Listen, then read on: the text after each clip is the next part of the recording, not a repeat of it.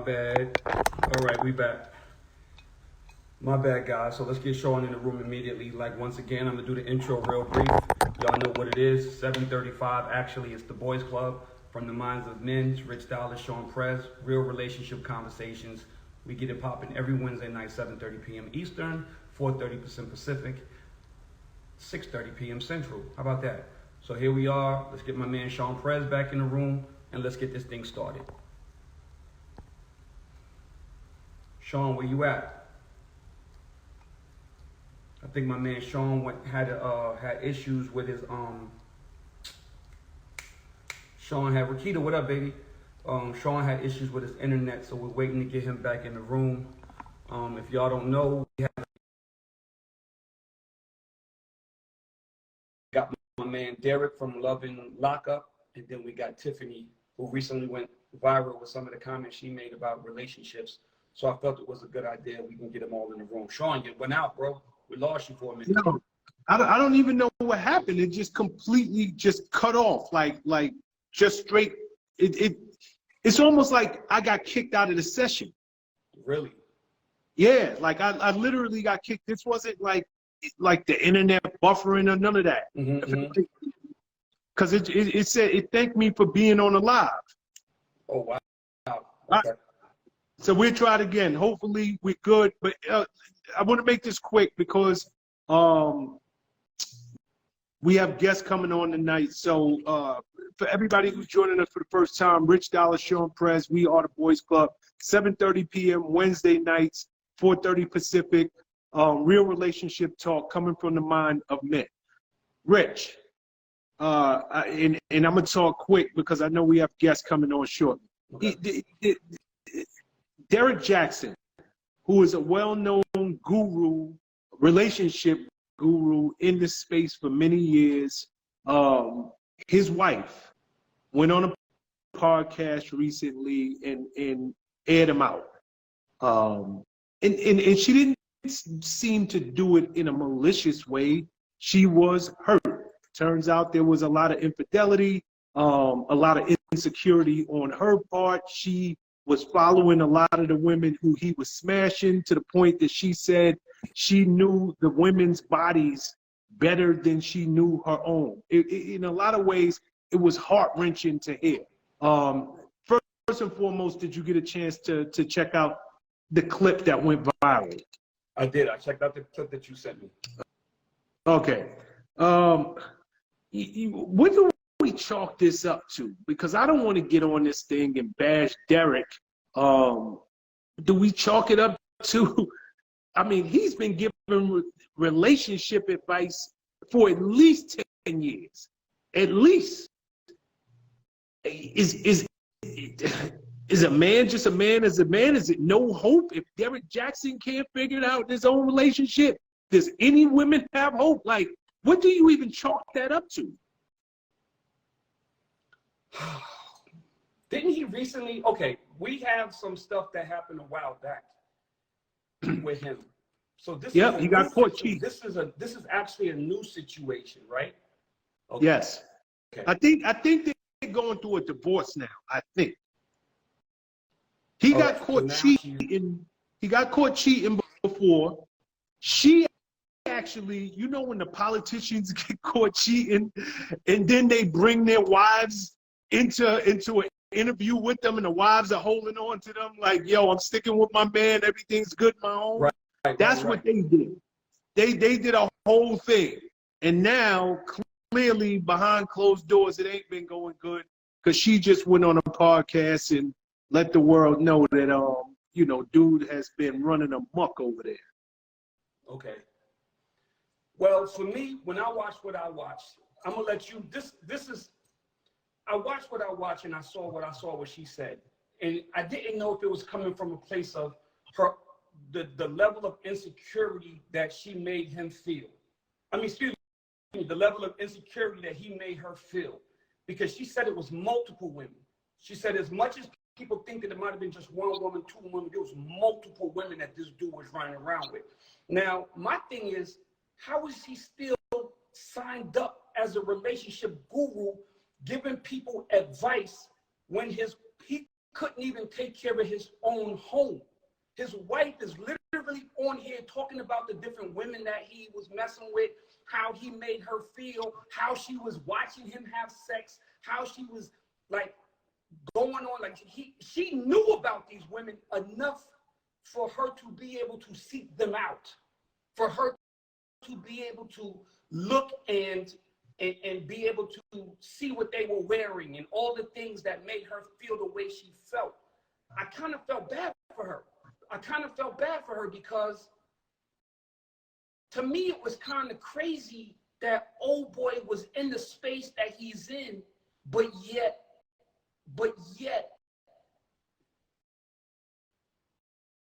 he was able to do the things that he did quietly for so long, and she sat by him for so long while she endured all of this. Like, she never came out public with all of this stuff before. This is quite new. So for her, yes, correct. So for her to have endured all that, that's what's crazy to me.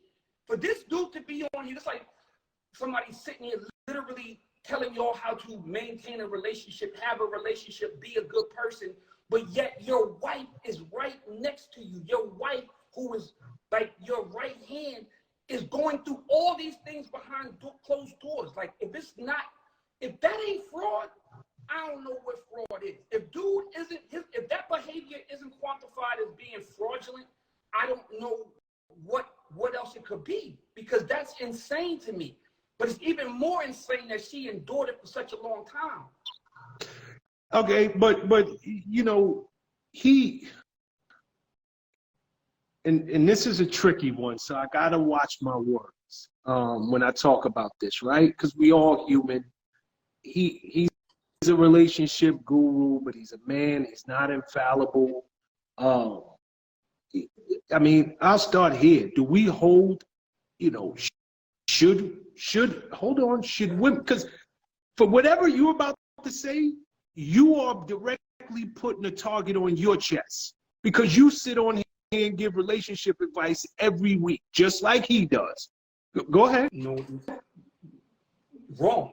Go ahead. We give relationship advice from the minds of men, from our perspectives. We don't sit on here and fraudulently pretend like we're some relationship gurus who haven't had the experiences, negative or positive, that we can speak from our experiences. I'm not sitting on here telling people that men don't cheat, that men are perfect, that women are this and this and that. I don't sit on here and come and paint a picture in which we can sit here, we both sit here and pretend like we some perfect individuals and we don't make mistakes. We acknowledge our mistakes. The reason that we're even here is because I am who I am and you are who you are. We don't pretend to be anything different. I'm not gonna sit on here and act like I'm not Richie D from Love and Hip Hop, or you're not Sean Prez. Like, we're not gonna act like we not those dudes.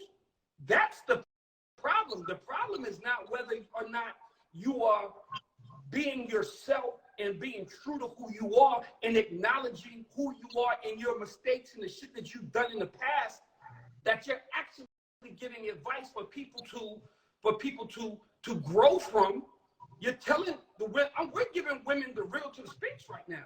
Like, this is what niggas do. Like, we the niggas who have done this. We're not sitting on here pretending to be some holier than thou people, but yet the bones is coming out of our closet. The bones can't come out my closet. I'm not gonna sit here on here right now and people gonna come on here and be like, well, nah, nigga, that's not who you are. Or my girl's not gonna run up on me and y'all gonna hear something from somebody I dated in the past, and she gonna say something different, because I ain't pretending to be nobody different. I did some fucked up shit, but I acknowledge it and I tell you how to move on from it, or why I did it, or what was what precipitated that action. That's the shit that fucks me up. I'm not sitting here, and neither are you, for that matter. We don't sit on here and pretend like, yo, we're the best husbands in the world, and oh my God, I think that you should take your kids for soccer. I think niggas know my child support shit. Niggas know my shit with women. This shit is not a fucking closed book. This is a very open book podcast where we talk the real shit. We talk the real shit. And that's always been my problem with niggas like Derrick Jaxn. That's always been my problem with niggas like that. They tell y'all what y'all want to hear and get you thinking that this is the way it is when these niggas don't even live that lifestyle themselves. And to a lesser degree, Steve Harvey caters to an audience. Derrick Jaxn caters to an audience. The other dudes you used to tell me about, I can't remember his name, but they cater to audiences. They tell women what they want to hear, and they create the delusion amongst women that this lifestyle that they preach about is a real lifestyle, when in fucking reality, these niggas ain't living that lifestyle themselves. Well said, Rich. Well said, well said. Better said than I could have said. Because I was treading lightly on how do we even approach this subject. But you said it right. Like you know, anybody who watches this show, you know, we're flawed. And I will make no apologies for the viewpoints that we put out here on this show, because they come from real life experiences. And to your point, a lot of these guys that's out here, and this is where women, y'all should listen up, you know, they know their audience. They know women are their audience. And they will say, I mean, it's no different than a Democrat, than a Republican, than an independent. They know their base. You know the base, and I'm a cater to my base. I want to get votes, meaning in their case, they want to get views, they want to get likes, they want to move to the top of the food chain. That's not what we do over here. So, you know, with that being said, I wonder what Homeboy, because I believe he was the one who asked for a divorce, and I wonder if he just is like, yo, this just ain't it no more. Me and you, his wife, we had our time. I know I'm this relationship expert, but that don't change the fact that I'm human, and we just are not there anymore. Like we just are not. And for that matter, I can't be mad at him if that's the case. But where I can be mad at him is all the stuff that she's saying. The cheating and the videotapes and the lies and all of that, like that puts him in a weird position to give relationship advice, the type of relationship advice that he's been given all these years. Yo, Prez, this nigga's a whole member of the Creep Squad. This nigga a whole member of the Creep Squad out here acting like that's the type of nigga. And Derrick is here, so let me get my man Derrick in. But real quick before I get Derrick in, this nigga is a whole member of the Creep Squad out here. See, it's not a problem being part of the squad. It's not a problem being a shit. What the problem is acting like you're not.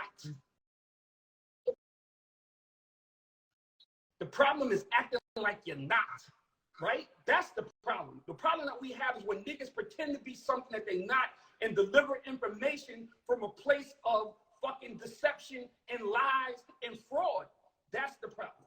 And Derrick Jaxn is a fucking fraud. He was a fraud the last time we spoke about him, when he got caught with the whole cheating shit. And now his wife on here, and this nigga is doing shit that me and you probably ain't dreamed of. Fuck out of here, nigga. Shout out my man Derrick from Love After Lockup, man. Shout out to my man D. What up, homie? What's going on? How y'all? What's good, bro? What up, fam? Ain't What's up? nothing, I'm man. Derrick. And you know what? Shout out to, first of all, Sean Prez, Derrick, Sean. So, What's up? Derrick, you're everywhere these days, bro. You're all over the place, man. The Love After Lockup show is taking off. You guys have taken it to a whole nother level. You and your girl, your ex, whatever the case may be. We're gonna get into all that. Right. But how has life changed for you since doing this show? Because everybody, obviously, the show is Love After Lockup, so everybody knows you were incarcerated. But right, leading up to you coming home, did you ever think that it would be like this for you? I always thought big things was going to happen, not this way, not being on TV and taking off to this magnitude, but I always had high hopes for myself and plan for the future. Okay.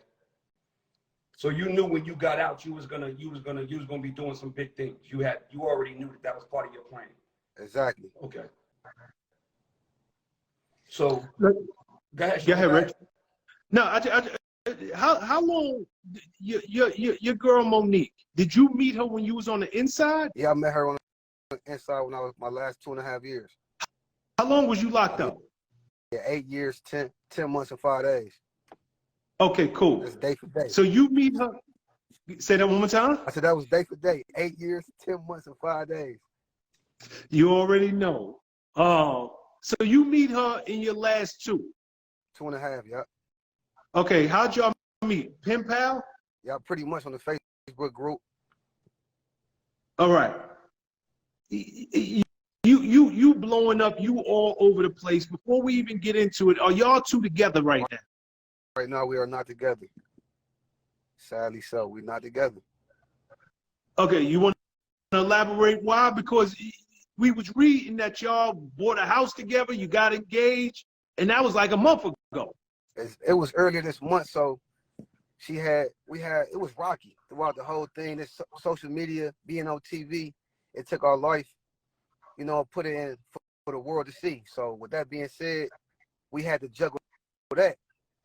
And with our relationship being so fresh, with me being out and things happening simultaneously, and us being on TV, for us to go through those first moments on TV, it kind of was a challenge for both of us and more challenge for her, and things just didn't work out. So Got you. okay. So here's my question. It's okay for relationships not to work out. Like you were in, you came home, y'all tried it, it didn't work, shit don't work. If you meet a woman on the streets and you both free, then chances are it don't work these days, right? Like everything is not gonna be always peaches and cream and work.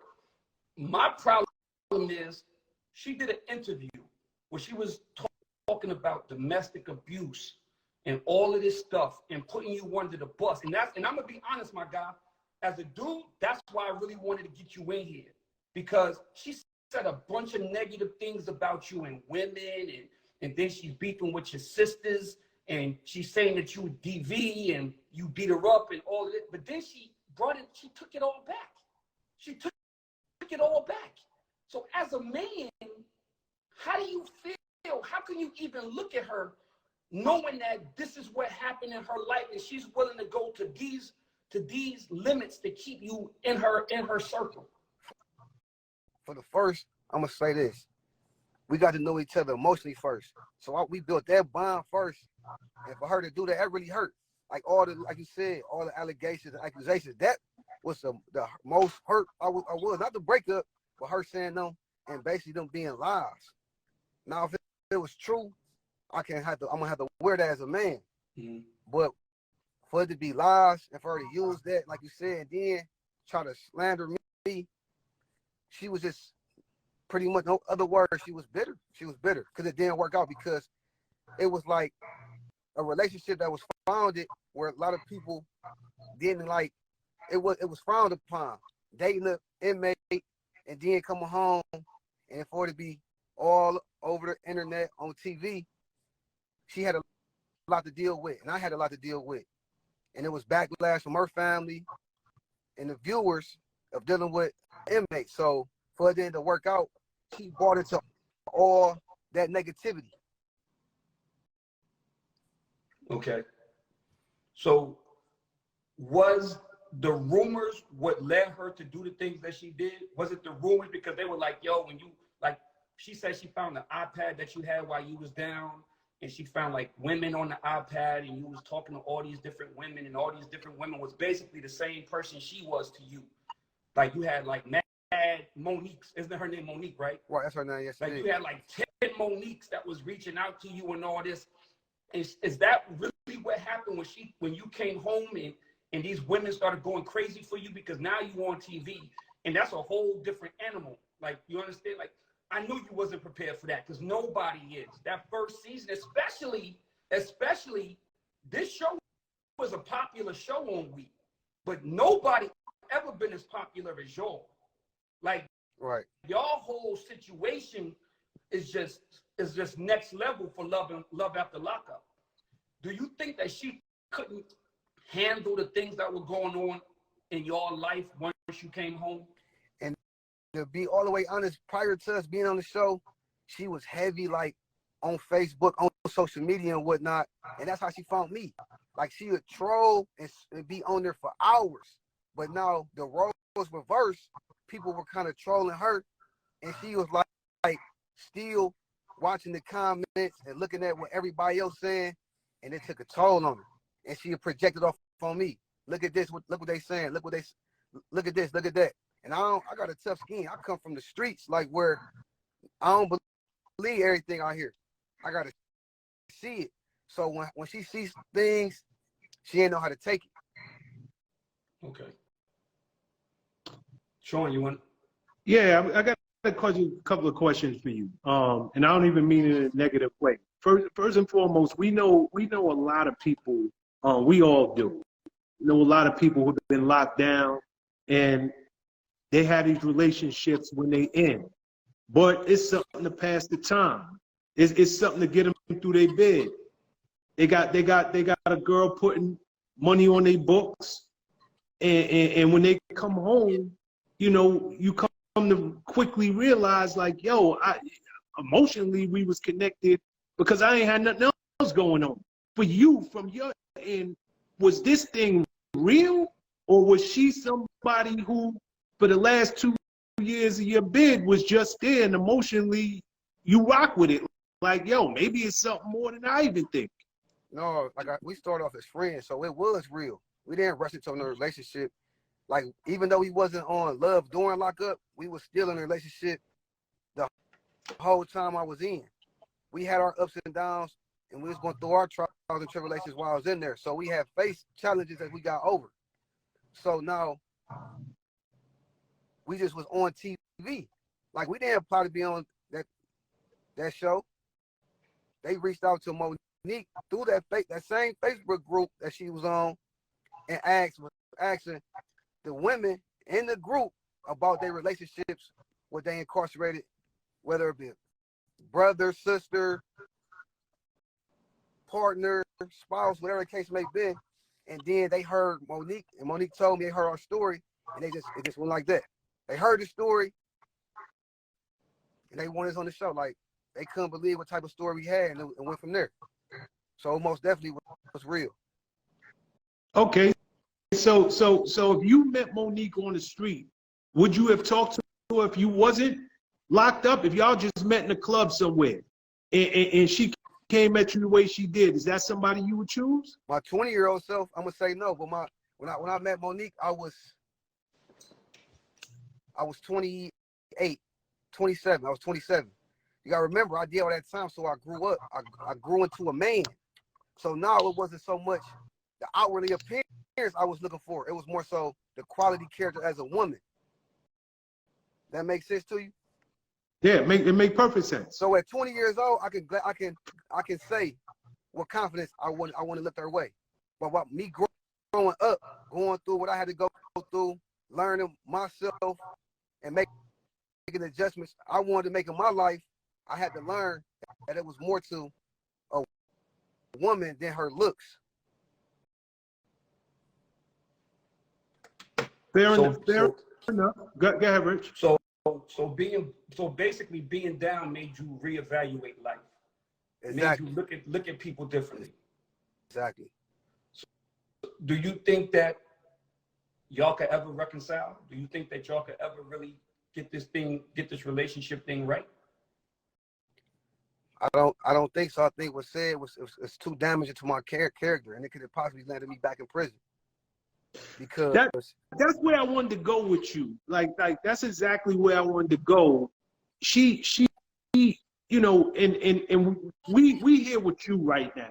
So we like with all respect to Monique and all of respect to women who suffered domestic violence, this is your words, and we taking you at your word, that everything she said didn't happen. Did not happen. Correct. Do you think that she understood the gravity? Like, you just did 10 joints. Her even saying, and I gotta believe that you still on parole. Listen, it's how my situation is. I'm on federal and state parole. My federal judge is a female. My state parole officer is a female. My federal parole officer is a female. So if it had any validity to it, trust me, I'll be locked up. Like I tell everybody, when you on parole and you a convicted felon, it don't take much to be charged. It's probable Nothing. cause. It's probable cause. It's not beyond a reasonable doubt. It's probable cause. That's like hearsay. Because I'm on parole. I'm a convicted felon. Granted, I'm not a violent offender. I was incarcerated for selling drugs. But still, at the same time, if my significant other is saying this right here, it don't take much for them to be like, you know what, I'm going to lock you up in pending investigation. So for me to be out to this day goes to show the truth of the matter. Okay, and that's fair enough. Like, because she could have really did some damage in your life, and I'm sure that there's a lot of women who don't believe you. They're gonna take her at her word, and that's their right. You know what I'm saying? But I'm glad you put it to us that the judge in your case is a woman, and if there was any validity whatsoever, they would have violated you. I'm gonna add this to this how much of a good person I am, because look, Monique had my phone and she deleted all our videos with her being aggressive, saying a lot of things that she was going to do if things didn't work out, like how she was going to ruin me and make it be like so where nobody else wanted me, I would make me look unattractive and pretty much cancel me. She said this, I had this on my phone, but I had another phone that had that one video. That's how God works in mysterious way. I swear I didn't think I even had the video on the phone. What video? The video of her choking me. But it's only one video. Who took the video? Who took the video? I had the phone in my hand when she tried to. She tried to take my phone back. Y'all didn't see the video? I seen the video. I didn't see the video. I saw it. Yeah, I had the phone in my hand. She tried to take my phone. That's been a long-standing issue in our relationship. Every time my phone rings, I get a text. She's like, it's my phone, but she's in my phone. She's going through the data that goes, who calling me, who texting me every minute. So it's a lot more of her behaviors that she showed on the show and that I know about her that hasn't been highlighted. Like certain things that she showed, it just goes to show like she was overbearing. She was overbearing. Ain't no other word to say. She was overbearing. Okay, this the boys club you on, and we speak relationship talk, and we speak real, we speak raw, and 100%. Did you get it? And I'm asking you. I don't know you or your ex from a can of paint, right, except for what we see in the media. Okay. So I'm just asking you, man to man, did you get that woman cause to wild out every time your phone went off? Like did she see something, or did you get sloppy, or was you out there doing your thing, and then now like you damn right. Like every time your phone go off, I remember the 10 other chicks that was calling that you say they was just friends or we was, you know, casual acquaintances, but I saw something that made me think otherwise. Or was she just a jealous woman and had no cause? First and foremost, Monique, she's territorial. She had her own insecurities prior to me, and to answer your question, I didn't make it no better. Being man to man, I ain't making no better. Okay. I didn't help the Fair cause. enough. I didn't help the cause. I'm gonna say this, Sean. I'm gonna say this. The worst thing that can happen, and I tell people this all the time, like if I had known you before you went on After Lockup, I would have said, yo, bro, you're going on with this girl and there won't be no secrets. She gonna find out everything, and reality television is the #1 cause for the breakups of relationships, because a lot of shit that y'all went through, if y'all went through it one-on-one, you might have been able to get past it.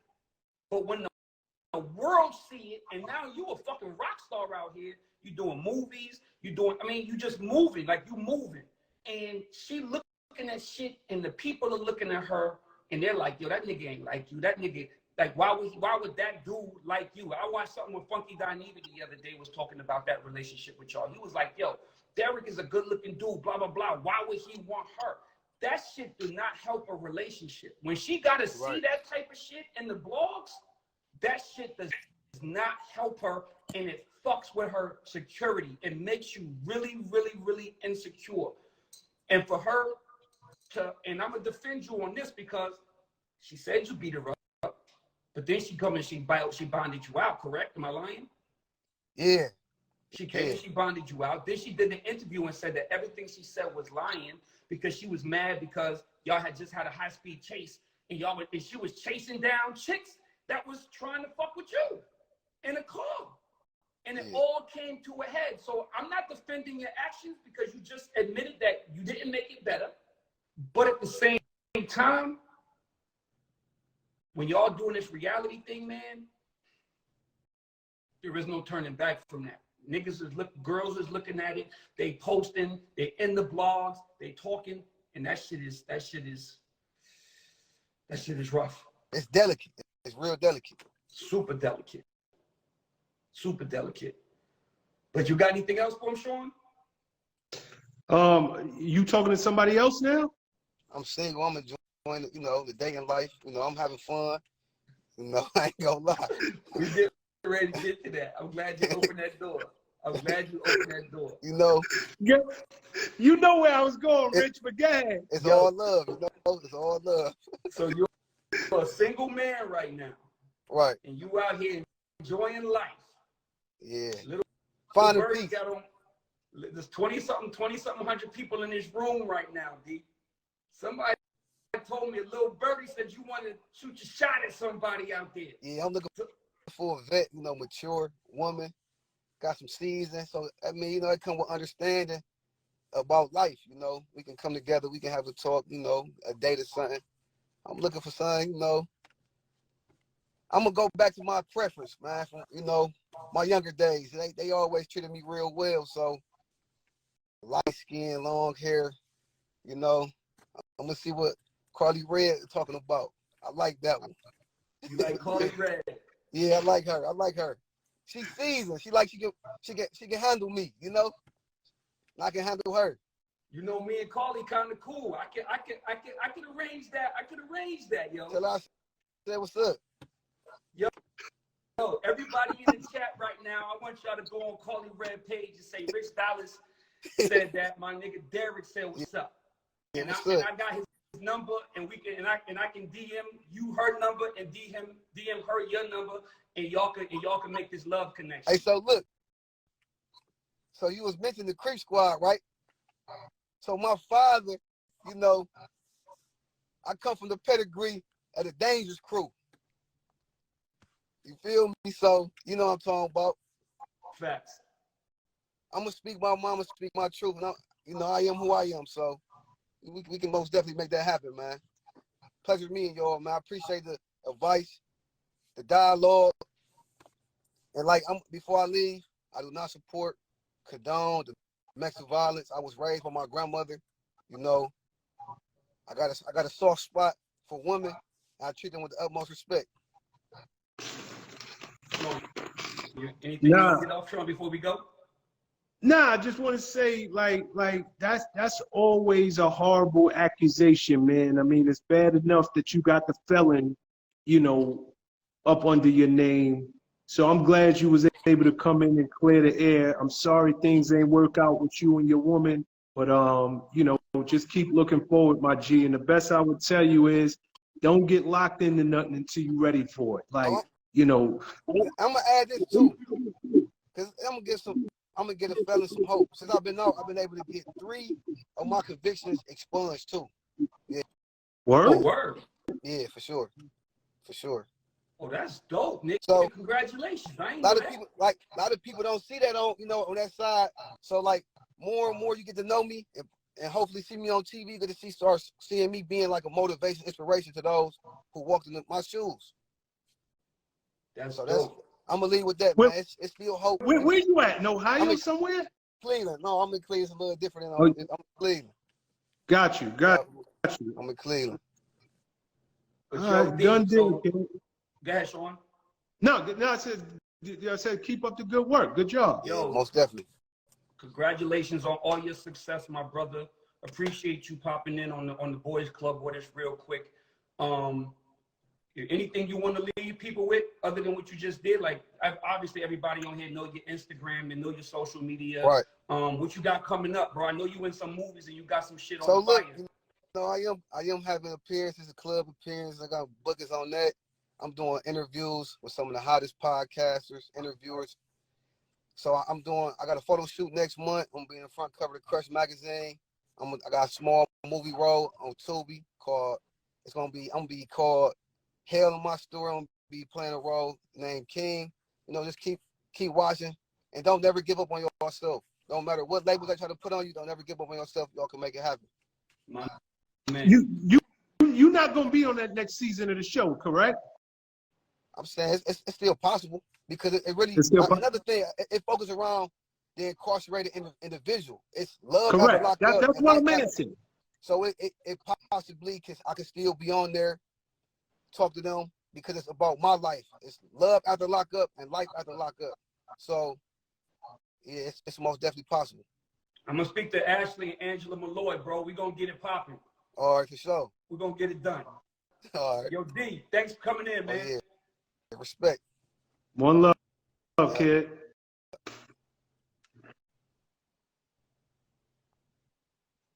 Oh shit.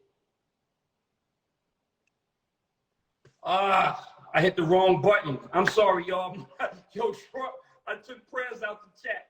My bad, Prez. Get back in here, man. Let's get it popping. We actually have another guest. So thank you, my man D, for coming into the chat with us. I appreciate that. I see a lot of people got something to say in the comment section, but I'm gonna get Prez back in here real quick. But once again, thank you, D, for coming in. We got Tiffany coming up tonight. Like I told you, it's a busy night. We're gonna have some good conversation. And right now, let me get Prez back in. My bad, y'all. But yo, Tiffany's coming right up, and we're gonna have another great conversation with her. She says some stuff in the blogs that's going on. So whether you believe Derek or you don't believe Derek, I have nothing against Monique. I'm going by strictly what I read. Now, she said that she lied on that man. She said that after that initial, he got in trouble for the domestic violence situation, she went and bonded him out. She went with him to go see his POs and all that. She told the lie. So I'm not creating it. Women, if you acting like y'all mad at me because I'm taking the side of the man, I'm going based on her words and what she said to the people. So, and that's nothing to play with. And when I saw that, that's why I actually hit him up and was like, yo, bro, come on in the chat and let's have a conversation, because women, y'all don't understand the power y'all have when y'all do stuff like that. And that shit is not right, man. You fucking with somebody's freedom. You playing with somebody, and you shouldn't do that. You really shouldn't do that. But yeah, Sean. Shout out to Derek. Shout out to Derek for coming on, speaking his truth. You know, it's nothing really for me to say. At the end of the day, man, it is never easy. You pointed out something that most of us, we never even add it as a variable in the equation because it ain't our life. You pointed out how difficult it is being in a relationship when you on reality TV. And I think that him as a young brother, and you as an OG to reality TV, you know, he could have used you early, your words of wisdom early before he even got on that show, because that's something, you know, being thrust into stardom, being thrust into the public eye, and now you got to worry about, you know, being in a relationship. Like he said, he ain't make it no easier. I know he came home, he on TV now, a bunch of girls is hitting him, you know, like that's a hard situation to be in. So I think you gave him good advice, man. Yeah, I appreciate that. And just for, you know, just the reality world, people, I tell people this all the time, and I'm gonna say it again. People can handle problems one-on-one. And this isn't even just based on reality TV. This is based on your life. Like, you could use this is like a microcosm of your life. People can handle things one-on-one, but when you start involving other people in your business is when you start adding opinions and you start talking to people and you can't look them in the face because you made you made a decision that I'm never going back to him. So now you can't, like, keep your shit to yourself. Keep your shit to yourself, because when you start putting a lot of chefs in the kitchen, the food never comes out the way you want it to. Reality TV, it happens on television and the world sees it. And now when they see it, they're in your DMs. They're telling you you're such an idiot. They're telling you you a clown. They're telling you, why are you fucking with her? Why are you fucking with him? Yo, this nigga did this and this. They don't give you a chance to make your own decisions, but you gotta follow your own happiness. And the best way to follow your own happiness is to make your own decisions based on your own intel. Other people can't tell you what to do. It's like the but that's learned. You 14 years in, bro. That is learned. There's a learning curve that I don't know that man was ready for. I don't know that Monique was ready for. Like, truth be told, if I got, let's just keep it 100. I was on the first season of Making the Band, and I bowed out. I was like, yo, hell no, like, this ain't for me. When I start walking into random places and niggas is looking at me staring, and I'm like, yo, this nigga got beef with me? Like I don't know how to take it. And then a nigga break the stone face and be like, yo, you Prez, you for Making the Band. And I'm like, my heart damn near jumping out my chest because I don't know what's about to happen. And then, yo, so I hear what you're saying, but it's a crazy learning curve that you have already gone through. You on the other side. It's nothing that can happen to Rich Dollaz that hasn't happened already. He's still a baby. He's an infant in this thing. So that's why I say I just hope he move a little different, move a little better with future relationships. And if he ain't ready for it, just let women know up front. Nah, that ain't for me. Like we could do whatever we could do, but I'm not ready for a wife. Not ready for a girl.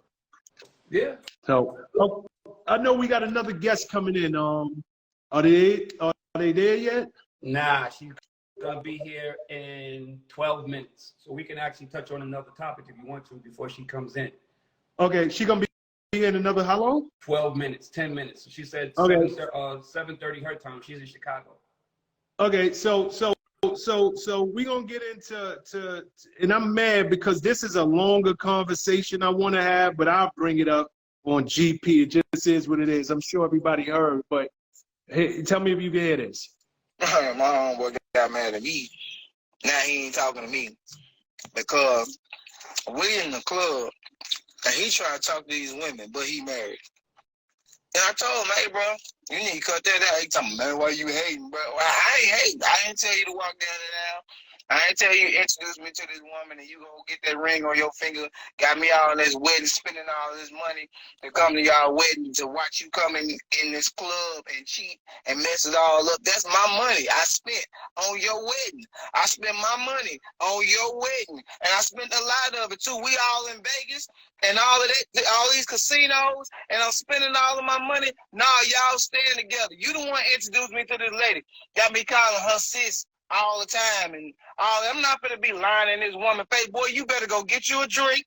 I pay for it. Get you a drink and sit down somewhere, bro, because you ain't finna. No, I spent too much money on y'all wedding.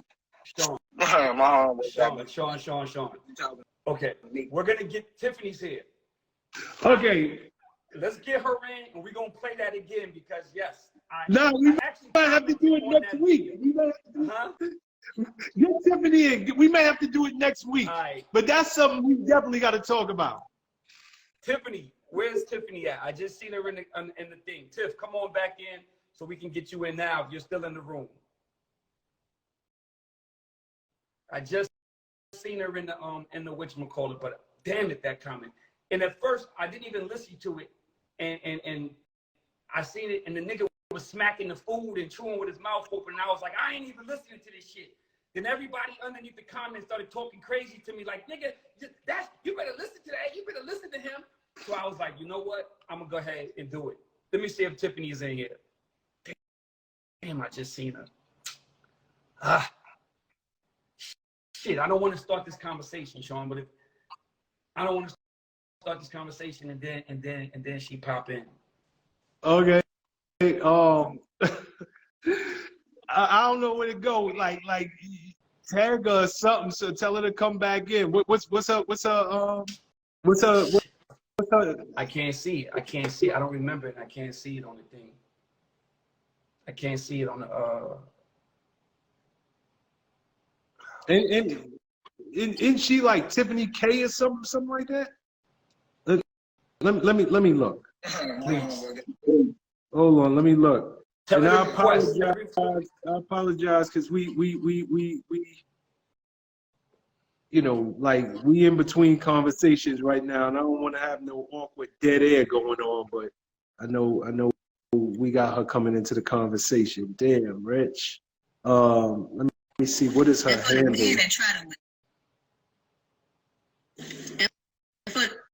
Yeah, I can't find. Oh, it's Ask Tiffany. Ask Tiffany. Everybody hit Ask Tiffany and tell her to come on and pop in real quick. I know it's a little bit early. Hold up, Rick. Her in the room. Oh, hold up. It's Ask_Tiffany T. The letter T. Ask_Tiffany T. She's here. They saying she's here. So Tiffany, send me a request so we can get you in the chat. But I know it's a little bit early, but I saw you in there, so I figured you was trying to, come in a little bit early since you was already logged in. So Ask Tiffany T. Yep, that's it, y'all. Ask_Tiffany T.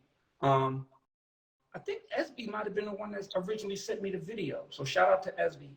Shout out to Rakita. Shout out to I just requested you. Yo, and real talk, while we waiting for, like, I love all y'all who be sending us these clips. Like, please continue to send us these clips. Please continue to send us things that's going on, because that's how we get the content, because we know what's important to y'all. So I love, week over week when I get tons of these, just like you. We get all of this content that's flooding into us, and we got to decipher what we're gonna talk about this week. But it's because of our viewers, man. Shout to everybody. Oh man. So I don't want to start this conversation because this is long-winded. But go ahead, Sean, play the video again. I mean, 7 minutes. And then I guess we could just start back, I guess, maybe. I don't know. You tell me. That was that dead time, man. We got that dead time that this is driving me crazy. Amina Butterfly, what up, baby? You tell me how you want to move. I'll play this again if we keep it moving. Play the video again. That'll give us some time. Okay. I'm going to play it again. Ready? Yep. Everybody, give me the thumbs up. I always ask y'all to give me the thumbs up to make sure everybody can hear this loud and clear. If you can hear it loud and clear, hit the thumbs up or hit the heart button. My homeboy got mad at me. Now he ain't talking to me because we in the club and he tried to talk to these women, but he married. And I told him, hey, bro, you need to cut that out. He told me, man, why you hating, bro? I ain't hate. I ain't tell you to walk down and down.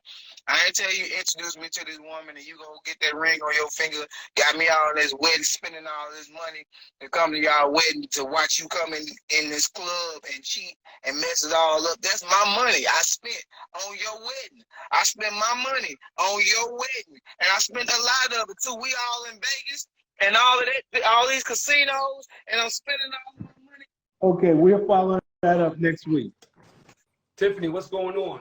Hey, how you doing, Rich? I'm good. I'm good. I'm Richie. Obviously, I'm Richie, and this is Sean Prez. How you doing, Sean? I'm Tiffany. What up, Ted? So, Listen, hey, people, yo, listen. before we get started, can I just say something as a disclaimer? We're gonna keep it respectful. I know that, you know, a lot of my topics get a lot of men heated, and I get a lot of backlash for my topics on my page from men. What I don't like is the disrespect. We can agree to disagree, but I feel like as adults, we should keep it respectful. Absolutely. That's all I ask. We had no desire for this to go left, Tiff. That's not how we do it. I didn't see you blow your top, Rich. You know what I'm saying before. I just don't want that to happen. You know what I mean? I don't No. get out of body. Nah, I don't be blowing my top. It take more than that. Okay, you don't blow your top. For everybody who's watching right now, we got Tiffany in the room. Listen, guys, I don't know what's Can we going on play with Instagram. Tiffany's clip? Huh? Can we play Tiffany's clip? Yeah, but before you play the clip, I want everybody to know that we're coming up on the first hour, and Instagram has been cutting me off after 1 hour. So if we get cut off, we're coming right back with Tiffany. We will be right back. So if we get cut off, I'm going to upload this to my Instagram, and then I'm going to come right back in IG Live, and we can continue this conversation. So if we get disconnected, I apologize. We're coming right back. But go ahead, Sean, play the video. Which one you going to play? I'm going to play the one that you sent me. 50 men, not a flex. Okay. And, Yeah. and even before we play it, just so you know, the show you on, Tiffany, it's We the Boys Club. And we have very, very real, very, very honest, in-depth conversation coming from a man's standpoint. Okay, It's just the disrespect.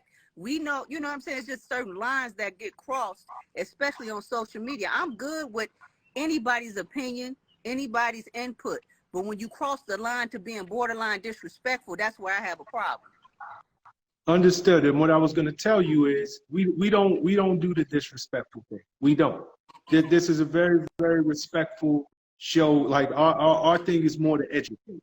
So I'll play it and then we can get the conversation started. And everybody do me a favor, hit the thumbs up, the hearts, the 100s if you can hear this loud and clear. I see my people on here. I love y'all too. They try to manipulate and say, well, that's why you're going to be single. That's why you're going to be alone. You ain't married. You this and that. First of all, that is not an insult. Because the men that are out here now, it is not a flex to be in a relationship and be married to any of these men with the mindset that they have now. The men in this generation do not feel obligated or a sense of responsibility towards the women that they deal with. They want to be in a roommate situation, but get head of the household privileges and respect. It don't work that way. If you need a woman's half to be able to sustain that household, then you are a roommate. You are not head of household. If you cannot 100% pay all of those bills, then you need to downgrade into a house or a lifestyle that you can 100% control. You all are out here trying to make it seem like we losing out on, and for the men that try to manipulate. That's the end of the clip. Say, well, that's why you're gonna be single. That's why you're gonna be alone. You ain't married. You this and that. First of all, that is not an insult. Because the men that are out here now, it is not a flex to be in a relationship and be married to any of these men with the mindset that they have now. The men in this generation do not feel obligated or a sense of responsibility towards the women that they deal with. They want to be in a roommate situation, but get head of the household privileges and respect. It don't work that way. If you need a woman's half to be able to sustain that household, then you are a roommate. You are not head of household. If you cannot 100% pay all of those bills, then you need to downgrade into a house or a lifestyle that you can 100% control. You all are out here trying to make it seem. Okay, I think we got the gist of it. Richie, Okay. want to start? We have this conversation all the time, Okay. just in regards to how women see men today. I somewhat agree with the head of household. I somewhat agree with how you feel in terms of being in a position where you're relinquishing power to somebody and you feel like he has to deserve that power. He has to earn that power. He has to actually be head of household. Me and Sean don't have a problem with that. Me and Sean actually say that all the time. You said that you somewhat agree, but you made a comment on my post saying that this post is a weird flex. What I don't understand about it being a flex is that if that's a standard or way of life or something that I'm used to, how is it a flex for me? You understand what I'm saying? This is something that I'm used to. It's not to me, a flex is like cap. It's like I'm perpetrating a fraud or something. It's not a flex for a man to love a woman and want to provide for her well-being. That to me, it should be a standard. It shouldn't be considered a flex. Okay, if you don't mind me asking, how old are you? I'm damn near 50. I'm 47. Okay, so with that, we're same age. So with that being said, there used to be a time when monetary shit wasn't what predicated the relationship. Monetary things wasn't what predicated how a man took care of you. It was what a man did. Me and Sean have these conversations every week in regards to how women now, they say, if you can't take care of me, if you can't hold down the household, if you can't do the things that a man is supposed to do, then you shouldn't be looked at the same way as a man who can hold me down. What I'm saying is there used to be a time when how I treated you, the things I would do for you, how I want to hold you down, everybody ain't able. Everybody ain't got that. But you know what? A lot of people talk about they're not financially able. You're going to find money to spend money, whatever it is that you want to do.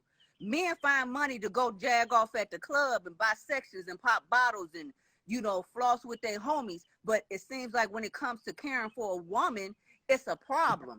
Every man is worried about being taken advantage of for money that actually they don't have, but they can find that money to go kick it. This is the issue that I have. It's like women are not valued. I understand that, the recession, the inflation, you know what I'm saying? Men make excuses all the time because they can't execute their manhood when it comes to a female.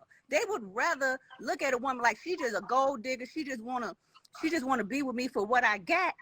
But a man will take that same money and go, be with his buddies.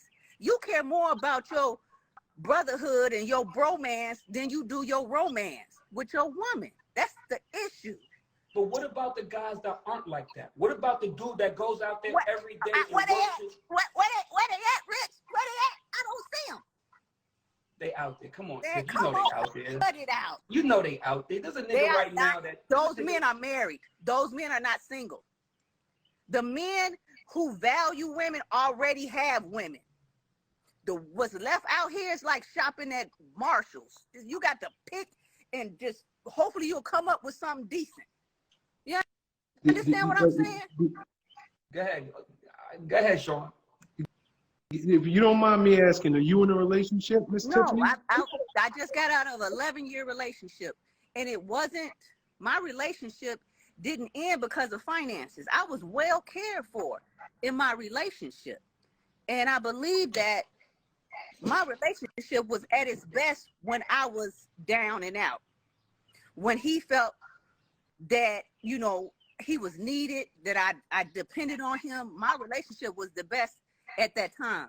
Once I got back on my feet, it seemed like the insecurity kicked in and we just started having problems. Okay, so that's a whole different issue. We can have Right. that at a different time. Right. But here's what I was saying. You said men don't value women. Is that what you? Okay, so that was the hour thing that I was telling y'all about. Now we're back in the game. Let me get Tiffany and Sean back in the room, and now we can really have this conversation. I knew that was gonna happen. I was hoping that it didn't, but I knew it was gonna happen. So now we can get Tiffany and Sean back in the room, and we continue our conversation. And I know that we got at least an hour now, starting at 9:36. So at 9:30, at 9:36, please, y'all tell me.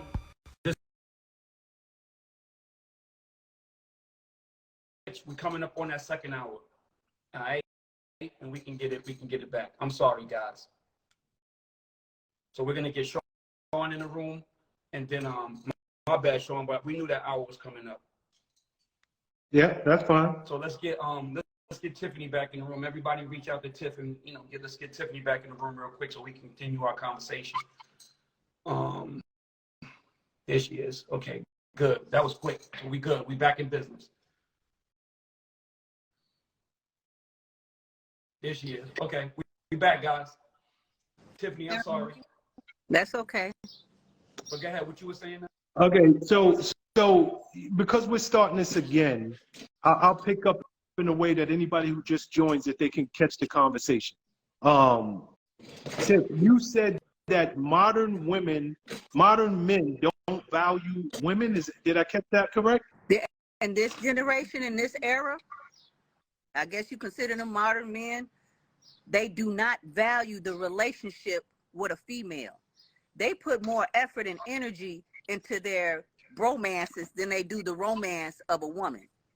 They will spend money in the club. They will spend money on, hanging with their homeboys. But then when it comes to providing for a woman, it's almost like, does she want me for my money? She's trying to use me, this and that. It's like men used to feel proud to be able to be in a position to care for their woman. Now it's almost looked at as he's being a simp or she's going to try to take advantage of him. And it's not that way. It's the mindset. Now, I'm surprised because you come from our era, and I'm surprised that this is. It almost feels like your rhetoric is dangerous, and I'm gonna tell you why. Because as a man, it feels just the opposite. It feels like modern women don't value good men, and I'm a man, and I'm talking from and again, we're talking from a man's standpoint. You're talking from a woman's standpoint.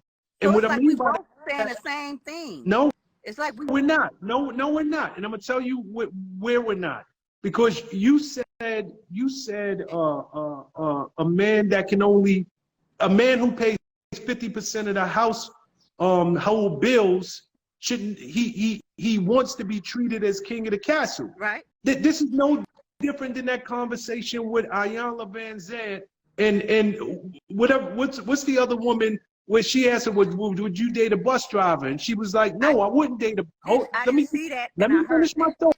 Let me just finish my thought, and you can go. The point I'm trying to make is, it's a lot of good dudes who we live in 2023. Right. Once upon a time, you could move to Atlanta and live cheap. You can't get no cheap rent in Carolina, in Virginia, in Florida, in Atlanta. Like once upon a time, I understand me being from New York, rent was high in New York. Mortgage in California, super high. But now it takes two. The average man can't afford to take care of a whole household by himself. So I just think it's dangerous when you say stuff like that. Okay. I don't want to cut you off. You finished? Yeah, I'm finished. Yeah. Okay. Like you said, we both come from the same era, right? I do believe that the social media and the false facade that it has created, a lot of people look at the glitz and glamour and how other people are living, and it's not even the truth. You know what I'm saying? But a lot of people look at that and they want to emulate what they see on social media. So I feel like a lot of people, not just women, people, men and women, look at the image that's being put out here on social media and they want it, and it's not realistic. I get that. You talking about rent is cheap. I mean, rent is expensive and mortgage and this and that. But let me ask you this. So if a man needs a woman's half, what is he going to do with, this is my thing. If you ask me for my half or you want me to contribute to the household, that means that there's extra money there. The problem that I have is that the extra money that the man has that she's putting up, he's not spending it back on his woman. He's spending it Says to who? kick it. Says This who? is what I see. These men No. are more into themselves than they are into the women that they deal with. This is what I see. I've been a hairstylist 27 years, right? I'm on my way to retiring. I have multiple streams of income now. 100% of the people that are married that I know personally are miserable, are unhappy. The men that I've seen, that I talk to and my clients, these men are so self-absorbed. They're so egotistical. It's because of the attention that they're getting on social media. Men used to have to be outside to get attention. Now it's just like you can just post a selfie. You can post a picture of your car. It's so much attention. And the distraction is at the tip of your fingers. Nobody is really staying true to who they're with because they're getting so much attention. They think they got all these other options. Everything You know, has changed. you know, Rich, I know you want to jump in here, you chomping at the bits, but nothing you're saying is wrong. Where I find that you're going wrong is you're making this into a blanket statement, and that's where you're wrong. That's like me saying it ain't nothing out here but a bunch of Instagram model women who are table hopping, only want dudes for what they can give them, Birkin bags, this, that, and the third. I can't say that about all women. I can't. Now, do we know those women exist? Yes. Just as you're pointing out, men are on social media and they're getting likes, this, that, and the third. I know women in their 50s. And that's 50s. the shame. Hold on. I heard everything. Give me 1 sec. Women in their 50s that are carefully curating every post they put up. They got filters, they got this, they got that. They are doing it for the likes that you say the men are doing it for. But this nothing you're saying is wrong. Nothing. But I would just caution that this is not every man, because there's a lot of good men out there that are looking for good women, and there is a population of women that are coming in with the mindset that you're speaking of right now. And if this is where we're meeting, if this is our starting point, there's no hope for a good relationship moving forward. Sean, But go ahead. let me ask you a question. Let me ask both of you all a question. What do you think about this question, what do you bring to the table? 20 years ago, I never heard that. Okay. And when I was dating out here, no man has ever asked me that, what do you bring to the table? I have never. You should really watch our show, girl. I just don't. I be on my own stuff. This is my first time even participating in a live like this. Okay. So with that being said, I'm going to address the first things first. What Sean said is absolutely true. You're making a blatant statement that men have been making since social media became a thing. You're just coming from a woman's perspective in regards to how the social media is changing life. Women are looking differently, like the same thing you're saying. But my point is this. We both understand what social media has done. We both understand what relationships are nowadays.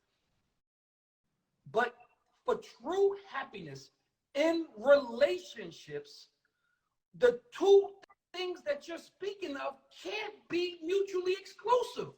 You can't have men over here that are thinking that all women on social media and they want a table hop and they want bottles and they want you to take them out to eat and they want you to cash app them and they want you to pay the bills.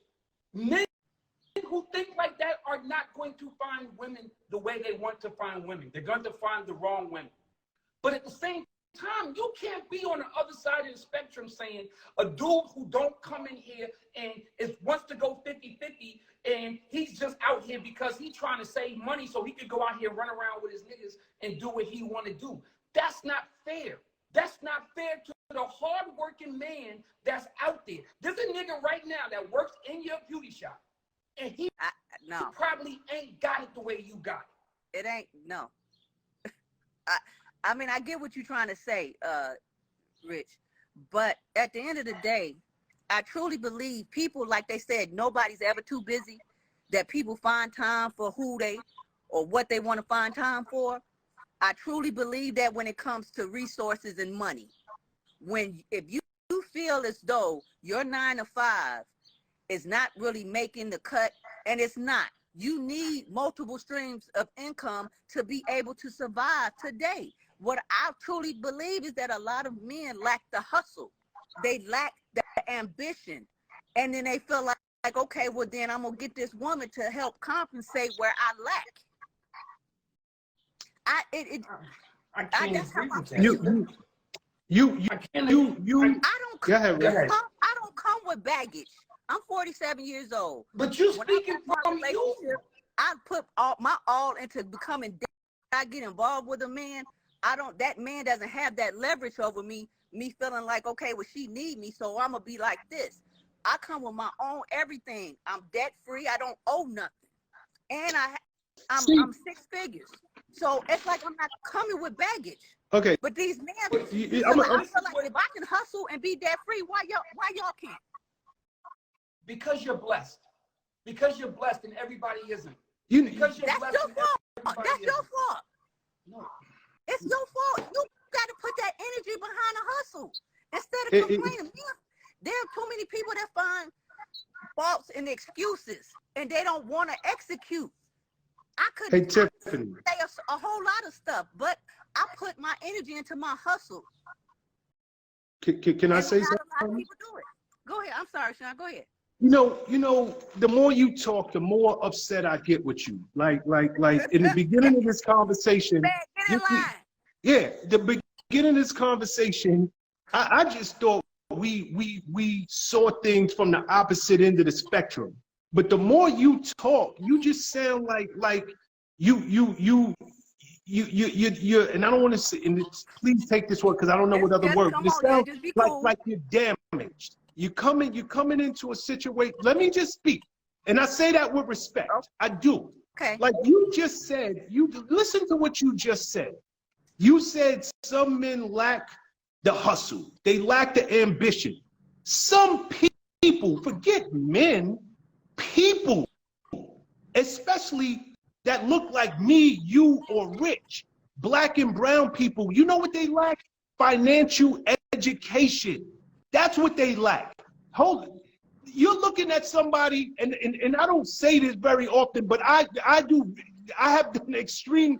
Richie will tell you who I am. I'm worried about Rich blowing his top. You look like you about to blow yours. No, because when I hear stuff like that, like I have done very well. I'm happy you're a 6-figure person, but you're on the line with 7- and 8-figure people.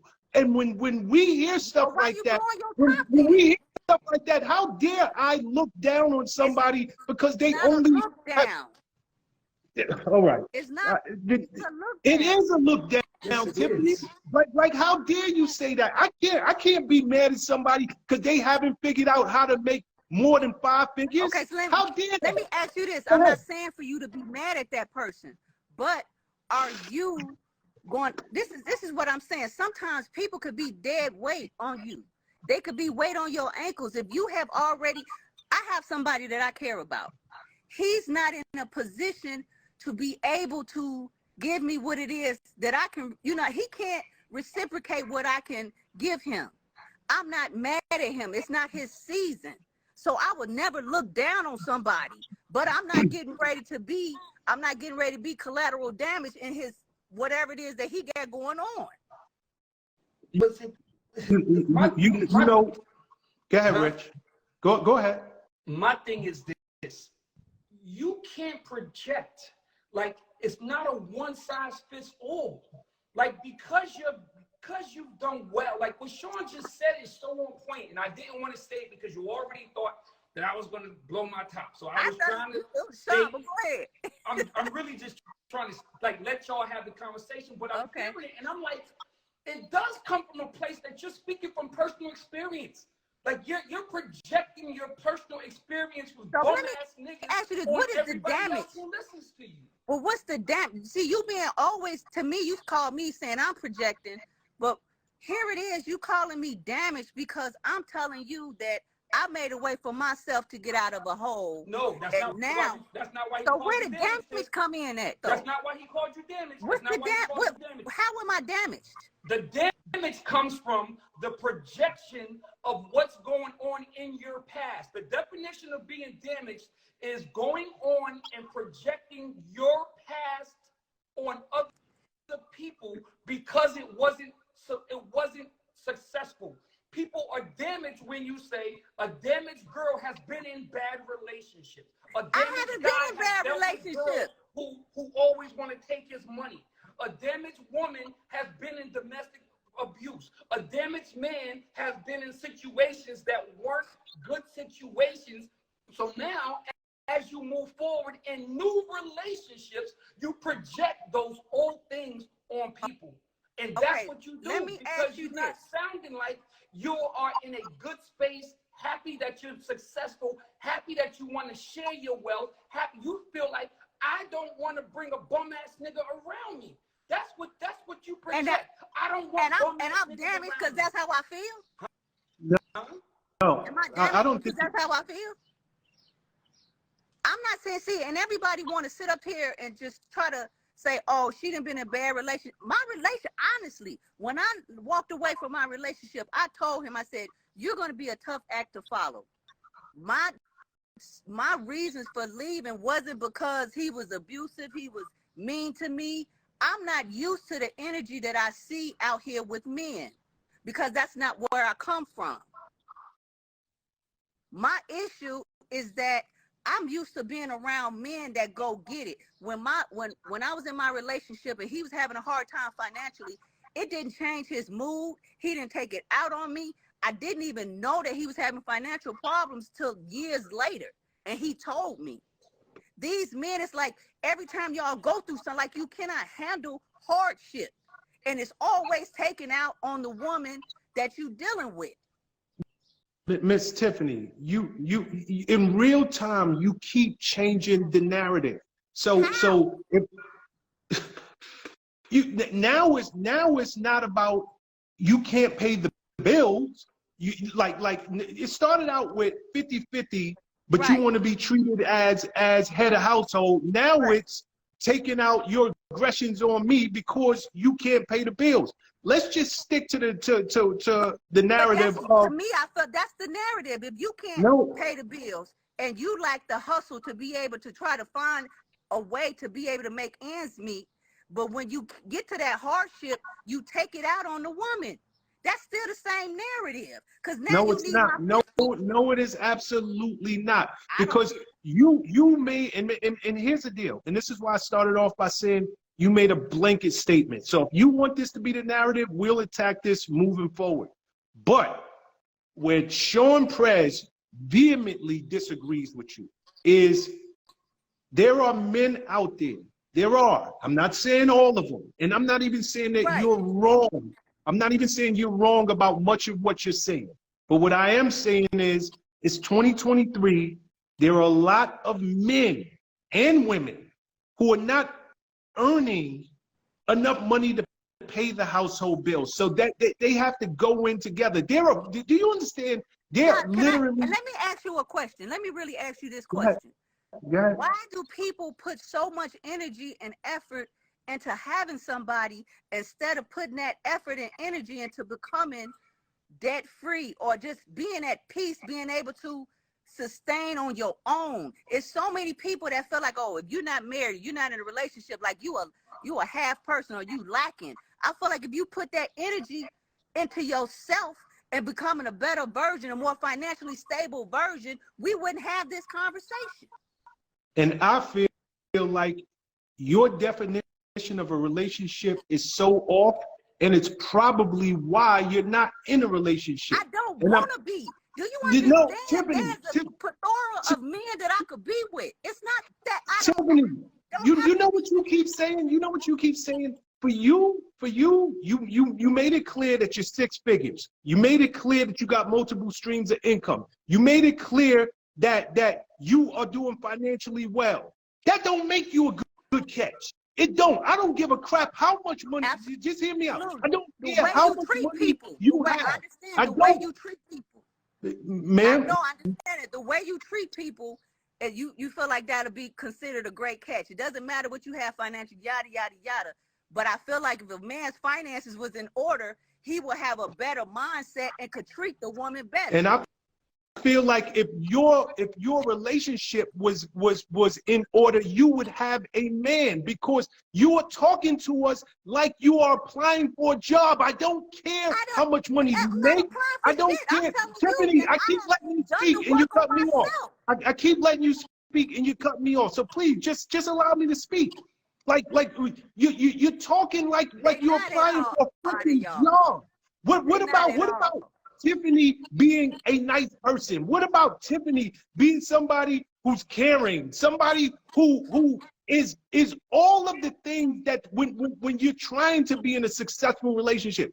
Probably the reason you're not in a successful relationship is because the only thing that holds value to you is finances. And if that is at the top of your list, I can guarantee you're never gonna find a good man.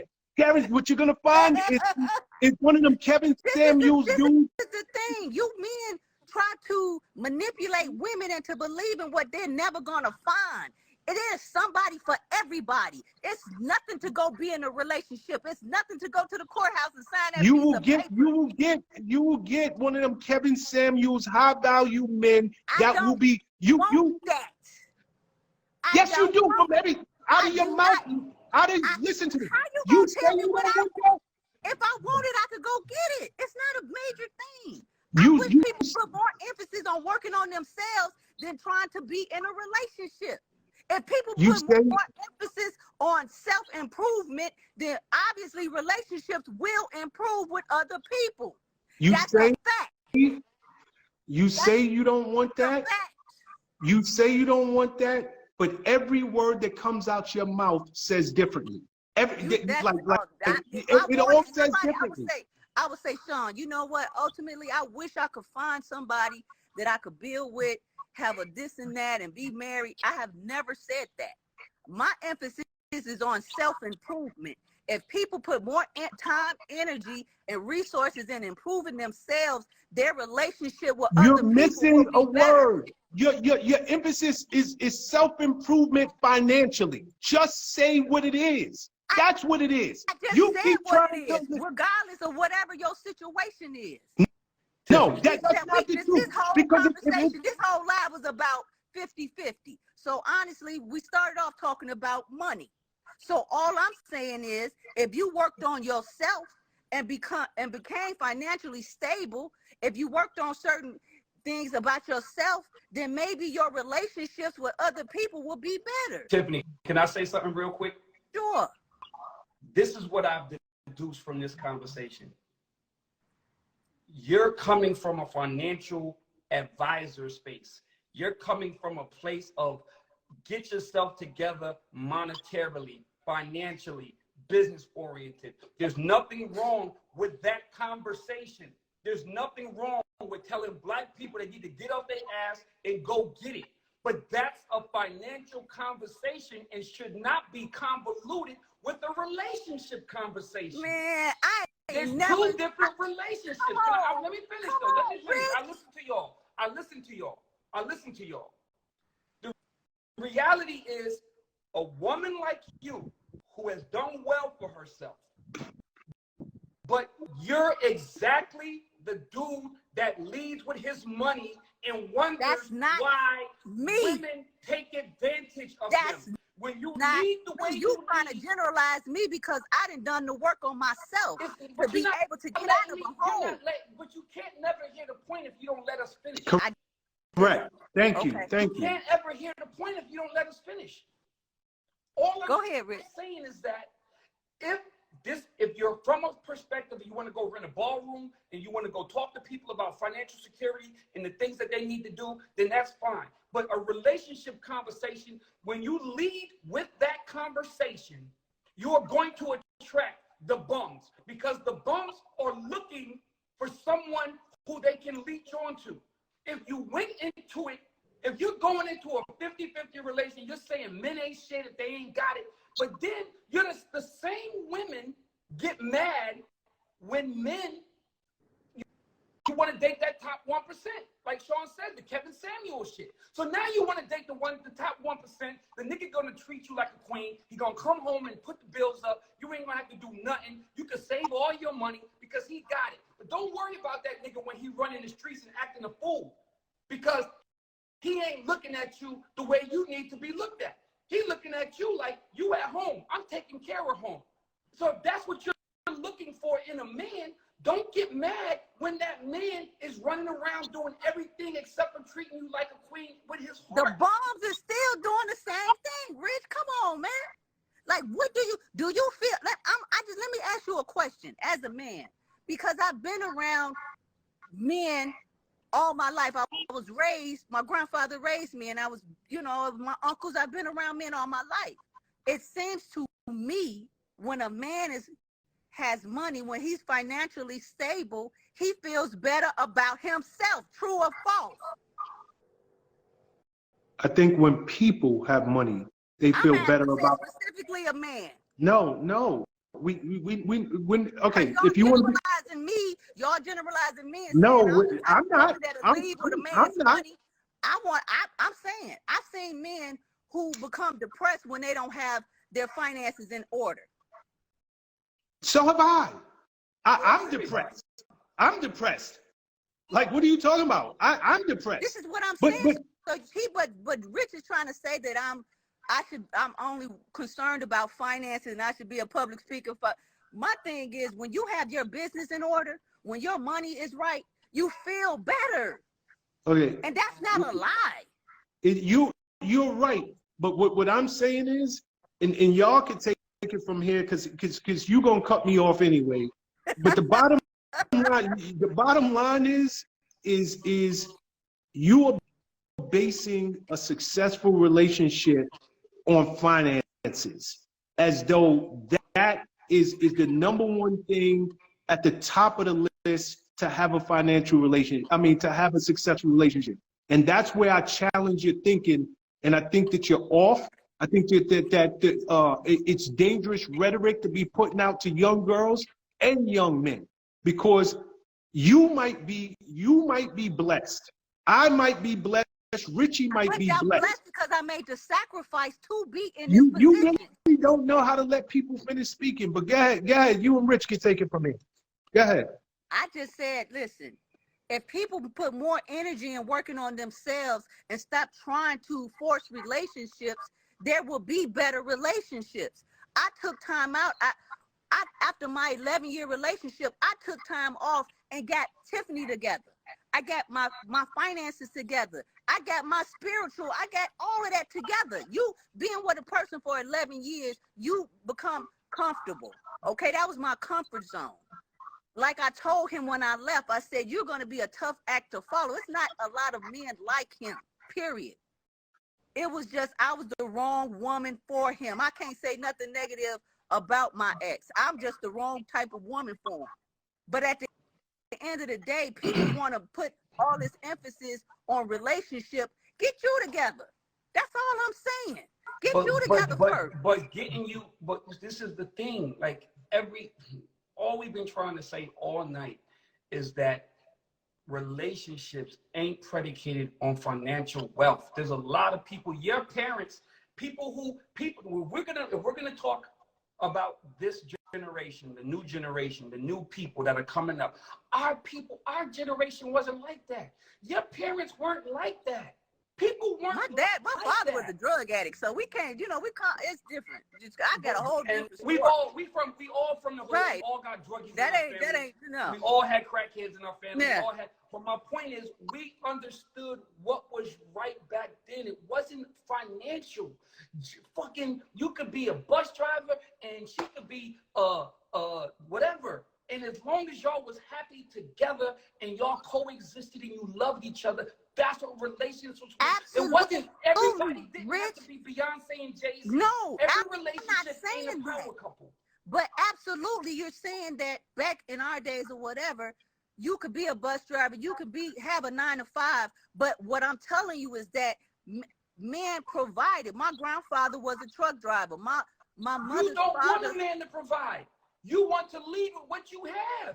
You want to lead with what you have. You are telling everybody all night long what you have.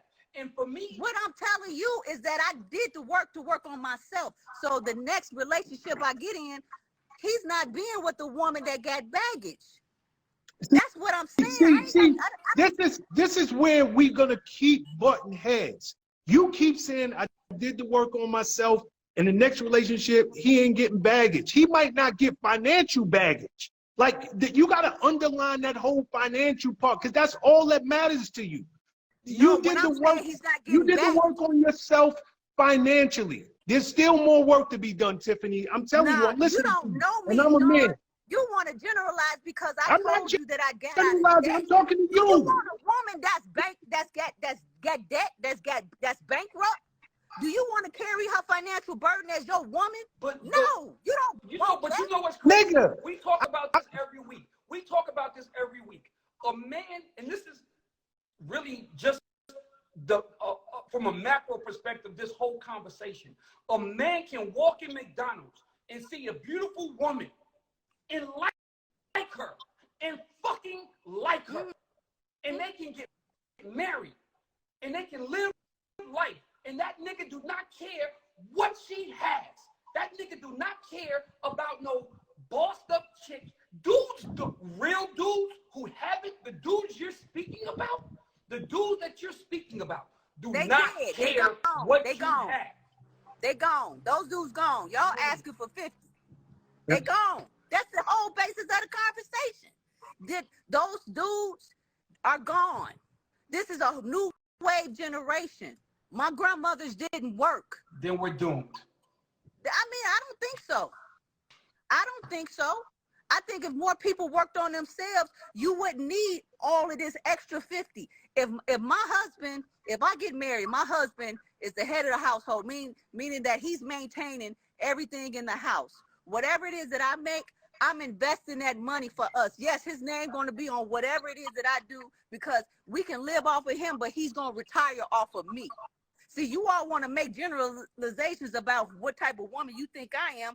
Yes, I'm a businesswoman, so finances do come first. But at the end of the day, if I'm marrying a man and he works a job and he has a pension, my end goal for him is to help him to retire early. I want to be able to have my husband home with me. The same thing Tabitha did for her husband. What's wrong Who's Tabitha? with that? Who's Tabitha? Tabitha Brown. Rich, he don't know who Tabitha is? I don't know. I'm sorry. She's a cook. She got this cooking show. She got her cooking show. She's vegan. Her husband worked for the LAPD. She retired her husband. I read that story. Okay. But guess what? They have been together for years. They have been together. So here's my only thing. You keep saying we're making generalizations. I'm not. I am taking your word. No, I am taking your words and throwing them back at you. So I'm not making one generalization. It is all specific to your word. Deflecting or whatever you called me saying that I was doing. That's not that. I don't even know what you said. I'm sorry. I don't know what we're talking about. But you're misconstruing what I'm saying to be able to deflect and say that I'm some type of gold digger. I don't think you're a gold digger at all. I think your priorities are off. What is that? Hey, Tiffany, think you're a gold digger. I think your priorities are off. I think money comes first for you, and you think I'm a because business you got woman, so yourself yes. together, you Yes. think because you got yourself together financially that somehow Right. it makes you a Gaslighting. better catch. That somehow it makes you a better catch, and it does not. That's all I'm saying. It doesn't matter. I don't care Just because, if you're just together because I put financially. business, just because I put business before romance does not make me a god awful person. Does not make, I make don't me think a it makes person you a without god-awful sympathy. person. I think it makes you a god-awful partner. That's Well, what I it does think. not You can be the mean best that person in the world. mean that I lack empathy, Sean. It's Okay. just that we got to make shit convenient for us so we don't have to stress out. I think that because you put money on the pedestal that you put it on, and because you're so proud of yourself because you're 6 figures and you got multiple streams of Now you're income trying to say what I and said. all of You're that trying to use stuff, it against I me in a think that negative, you have in a I negative think that connotation. you, Come I on, think Sean, you cut have it out. a I'm false way too sense smart of for your that. You own can't do me like that. self-worth. I think you have created a false sense of your own self-worth. That is like Rich Dollars walking around thinking that he is better than he's somehow better than everybody because he's on TV, because he has made 7 figures. That's a false sense of your own self-worth. Somebody just said that you gaslighting, and that's absolutely true. Who, me? Yes, absolutely. All right. You Uh, you try. It's like some type of reverse psychology. You can't. Come on, Sean, cut it out. No, I I want you to cut it out because I want you to get off this. I want you Listen, to. we just have to be with people that we can connect with, that we have things in common. Like maybe maybe the way that I am as a woman is not conducive to a man who does not put business first. That's it. That's all. It does not make me lack empathy. It just means that I have to be connected to a certain type of person. Can I say even in my something? friendships? Can I say something, Even Tiffany? in my friendships, I don't hang out and go to clubs. Can I still say have something, friends Tiffany? that want to hang out. I don't do that. Can I say I something? tell you this much. I tell you, hold on, Rich, and then I'll give it over to you. If I want a woman who want me, if I'm driving a Hyundai or if I'm driving a Maybach. If we living Rather you in drive a Honda to save the listen, gas money. if What you we mean? living in a studio or we living in a mansion, if my woman ever adopted your attitude, she wouldn't be my woman. She We wouldn't. Even Because- be able to connect on date, period. So you wouldn't have that problem. You said what? You Say need it to again. be with people that you need to be with people that are conducive to what your mindset. You and I share a different mindset. It doesn't make you wrong. It doesn't make But the me funny wrong. thing is, Tiffany, the funny thing is, we don't share different mindsets. If you know anything about me and Sean come from Bad Boy Records. That is the fucking definition of putting work before anything else in life. We was the niggas that was out at night at 3 a.m. and up at 9:30 back in the office on the phones and doing that. So you're talking to niggas who have that hustle that you desire. Right. You're talking to dudes that are the dudes that you are bigging up. We are the dudes that got it from the mud. We are the dudes that interned. We are the dudes that turned this thing into something more. We are them. And we are telling you, we are the dudes that you speak highly of. And we're telling you that mentality is dangerous. Because if me and Sean were still those people, Sean would not be happily married right now. If he had the mentality I guess you're saying that you not be evolved. happily married right now. So you're saying that you evolved from wherever you were back then to where you are now. Okay. And the thing about having it is you cherish it, but it doesn't become as important anymore about getting it. Okay, well Once you have that Mercedes, let me just tell you this. it's not that Mercedes anymore. Let Once me you tell you have this. that condo, it's Let me tell you this. I'll just tell you this because I'm not really into trying to explain to people who I feel like are dead set on misunderstanding me. That's why I don't come on other people's shows. I just do my own thing on my own platform. But you can't. But I'll just say before you this. say anything else, but you can't be like that, Tiff. But this is my thing. Why I don't want to be. I don't want to argue. I don't want to argue. No, it's not an argument. This is a It This is. is a healthy Nah. debate. Sean was just getting ready to bust a blood vessel just about No. How many times 10 have I? minutes How ago. many times have I stopped and Man, been you quiet was and let you sweating, speak? Sean. You had. I'm surprised you didn't pull a white Hold rag on. out from your back No. pocket and wipe your The- forehead. Cut it The out. only thing that pisses me off is you won't let either of us speak. You want a healthy conversation, and we're giving it to you. How many times have I just shut up? But you go ahead, guys. That about 10 minutes ago, you was gonna get that white rag from the back pocket and do like that. But Tiffany, no, you what know I'm the crazy thing? You're but actually fucking good people. You're actually funny. but no. You're Rich, actually let me just good say this and I'm gonna shut up. I'm gonna just say this and I'm gonna shut up. I used to be, before they came up with all these words, but they put like narcissistic and all of that, and they talk about everybody like these men or people are narcissists. I was the OG narcissist in my 20s, meaning that I probably ruined a lot of men's lives. I did. Okay, and somebody asked me, I'm just gonna tell the truth. Like, I was terrible, and it took me to lose everything that I thought was important, meaning that the cars, the money, the real estate, all of that, I lost everything. And I had to come back from that L. Okay, so for me to be able to have it, lose it, and get it back, yes, I value and I treasure it because I know what it feels like to have it. I know what it feels like to lose it, and I know what it feels like to have it back. But now I do things a little differently. It doesn't mean that I lack empathy. I would love to take care of a man as far as nurture him. I make a house a home. I know how to do that. But at the end of the day, I know what it feels like to be in the dark, like not have nothing. I don't want that feeling no more, period. So if you want to down me because I put certain things before my emotions, then so be it. So be it. I ain't going back to eat no cheese and crackers no more. I'm not doing the that. definition. You know that's the definition of damage, right? What you Well, just that if whole thing that that's you what just you want to call it. that no, but I'm Well, I'm no, not going back to eating cheese and crackers. From a psychological perspective, what you I don't just give a shit about none of that. Like I said, everybody want to put labels on stuff. If you don't want to go back to the lowest point of your life, why do people have to feel like, oh, you damaged? You just don't want to go back to that with that experience. Why don't you want to go back to that experience? What you want to go back to? Like, just say you come from the fight. You want to go back to the pissy hallways. You know why You you don't want to go back to the pissy hallways, Rich.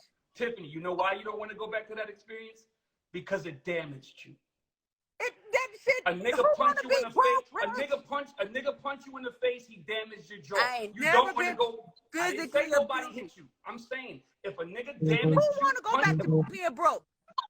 nobody does. All But right, then, being period. broke. But okay, so you climbed out of it, and now you progress, and you progress with your mindset. You can't always think. I don't ever want to go back to being an intern. That don't mean I want to devote my life to not going back to being an intern. At some point, you have to look back at the days and say, those days are over. I've moved forward.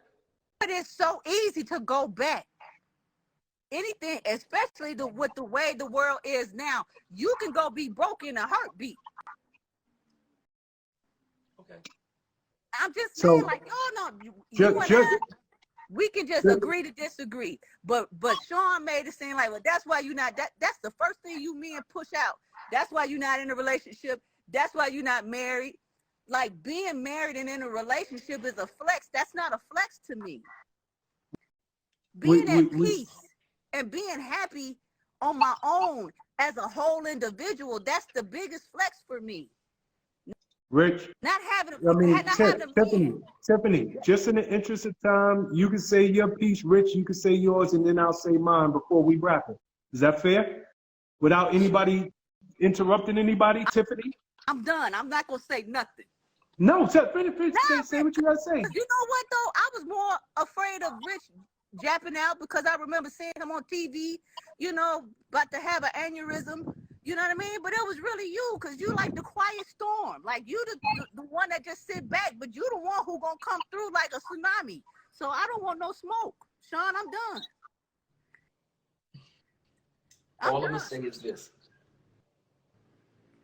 From a place, everybody is damaged. Everybody, sociological, nobody's had a great life. Everybody has had issues.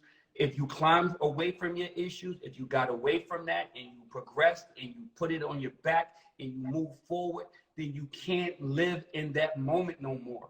You have to say, I've accomplished something. I've moved forward. Now I can dedicate my time and my energy to being happy. I have my money. I climbed out the dirt. I lost it all. Okay, now I have it again. So now I know how not to lose it. But don't be damaged by your past experiences that are going to keep you and block your blessings from meeting the shit that's happening moving forward. You have to look at the shit and say, I've already done this. I lost it all. Now I got it back. Now I can devote my time and energy without losing my mindset, without saying that I don't know how I lost it before. You're cognizant of how you lost it, and you know not to do it again. But my life can't be obsessed or consumed with not going back to times that weren't good for me, because it means that I'm going to block my blessings from things that are going to make me happy. You are looking at niggas and what they're saying or how they're acting and saying, you remind me of my past, and I can't go back to my past. That's not it. That don't. Jesus Christ. You know what, Rich? You sound like a pimp. The manipulation. That You was the sound like realest shit I pimp could shit. have You said. That trying was to some mind real fuck shit. me. You are pimping. That's some Cut it out. real shit. What are you You are talking just a about? pimp. You sounding like a pimp, man. Cut it the fuck out. This is fucking pimp shit. This is just all the mind manipulated bullshit. Rich, cut it. What's the Stop. You did that was you just tried to pimp me out, Rich. Oh God, Tiff. You know what, Tiff? I fucking like you. I like you a lot. You actually should put the bullshit aside and you will find happiness. If you really genuinely, if I was Dr. Ish, I would tell you right now, you are really a fucking good person. And you are, this whole thing that you do is a fucking defense mechanism, my nigga. It's a defense mechanism. One thing about Tiffany, I can be 100% honest because I'm okay with me. You know what I'm saying? Like, I don't have to live off a facade. I don't have to put up a wall. This is who I am. This is really honestly who I am in real time, in real life. This is me. It's not a wall. I'm not putting up a facade. I'm not some hurt little girl that has daddy issues. That's not me. That's not what I am. Maybe if that's what you see, but I'm telling you, I'm being 100% honest. That's not who I am. And what you're telling me, you sound like a pimp. You sound like you're trying to manipulate me into believing something that is not. I've done the work on myself. I'm very clear about who I am. I just want you to see that. Okay. I just want you to see the happiness. It's out there, Tiff. Yo, Sean, go ahead. you know Sean. what's happy to me? You know what's happy to me? Not having Looking to. at your bank statement? No, Looking it at ain't- your bank statement. My bank statement is terrible. That ain't nothing. What I'm saying is, what's happiness to me is being able to wake up and not have to be bothered with anybody or anything if I don't want to. That's happiness. Because because financially No, you're it in a good place. ain't financially. Yes. It's just the simple fact where I am in life. Okay, so I'm gonna say what I'm gonna say, and then we can close the conversation. Unless you got more, Tiffany. I ain't got nothing, Sean. I'm done because I don't want. I told you I know who you are.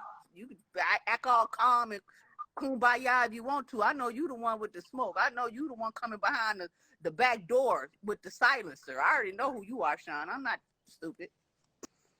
Tiff, first and foremost, I want to tell you, I enjoyed this conversation. I really did.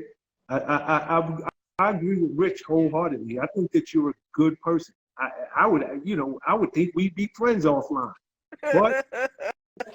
But, and here's my but. I'm gonna go to where I started. I think the rhetoric that you're putting out there is dangerous because young girls hear it.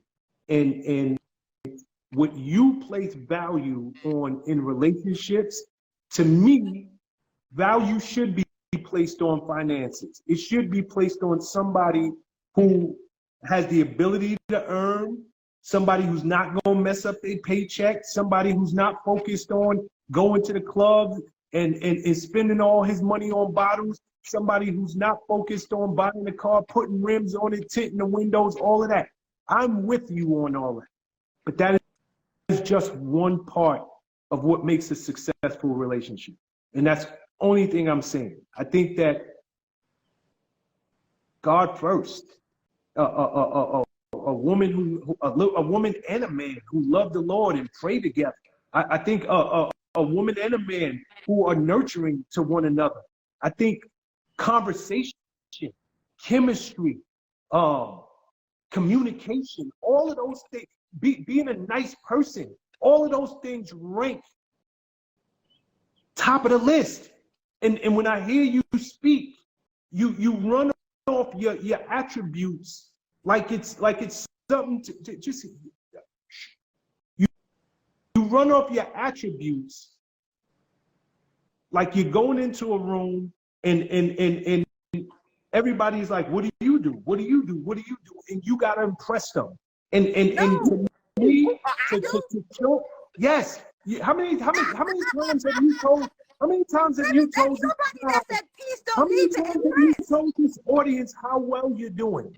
That like to me, that's like that to me. If it's Sean, nobody can say, nobody, and Richard be the first one to tell you, nobody can say whether they and this ain't Sean a changed man. This is who I've always been. That same kid from the South Bronx. When I didn't have it, I was the same. And when I got it, you would never know I had it. And that is just facts. But we'll leave it there. All right, y'all. We're about to lose. All right, I'm coming back though. You know what I mean? Yeah. No, you coming back. You definitely coming back. Definitely coming back. You You coming back. You Yo, coming I'm back. not coming back. I Once a better month. see a check in the We're mail. gonna get you on here once a month. Since Sean said I put No. so much emphasis on money. I run my money, Sean. Run my check then.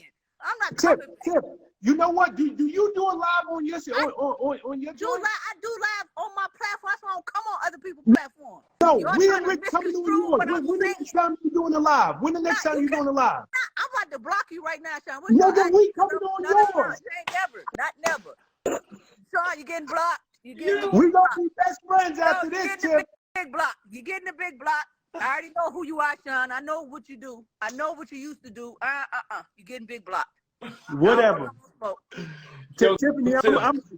I'm gonna actually follow you No, after this, and You you know, bet hey, I'll Sean, follow you. like, what's your, hey, listen, you getting blocked. Listen. No. Let me and my people and my tribe, we have our stuff, and this is what it is, okay? Period. Ladies, Whatever. get your money up. Ladies, get your money up. That way you won't have to allow a man to manipulate you. Get yourself together. That way you are strong enough to not let people like Pimp Rich manipulate you and what they talking about. And Sean, I don't know, Sean look like he gonna grab the back of your collar. Like if you get like a little flip, Sean the type you get flipped with him, he grabbing the back of your like this and carry you on out the door. Ladies, get your paper up, get your mind, get your money right. So these men can't manipulate you. Period. I'm done. All right, Tiff.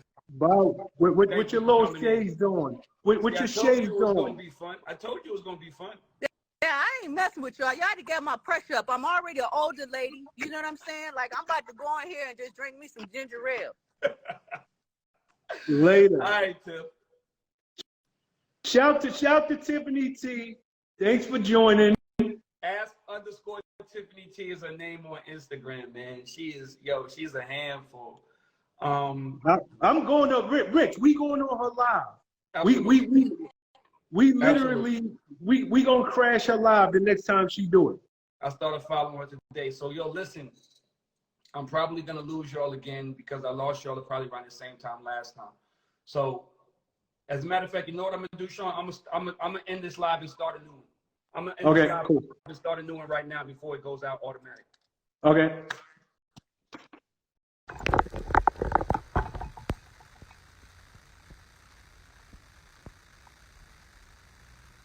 What up? So this is the third part of the Boys Club. This is part 3. Once again, y'all, thank y'all for joining us tonight. We've had an amazing night with Derek first, and then Tiffany T after that. But now we're gonna take questions. So if y'all want to get in here, y'all want to get to the questions part of this conversation, please hit the plus button inside the camera. Me and Prez are taking questions, and yeah. So like I said, great conversations tonight. Very good time. Let's get Prez in the room. Y'all want to comment on anything y'all heard, if y'all want to speak on anything that y'all heard, shout out to Rakita, shout out to Gloria for my questions, from Big G for the questions that she gave me for Derek. Thank you again, Tiffany T, for coming in. We appreciate you.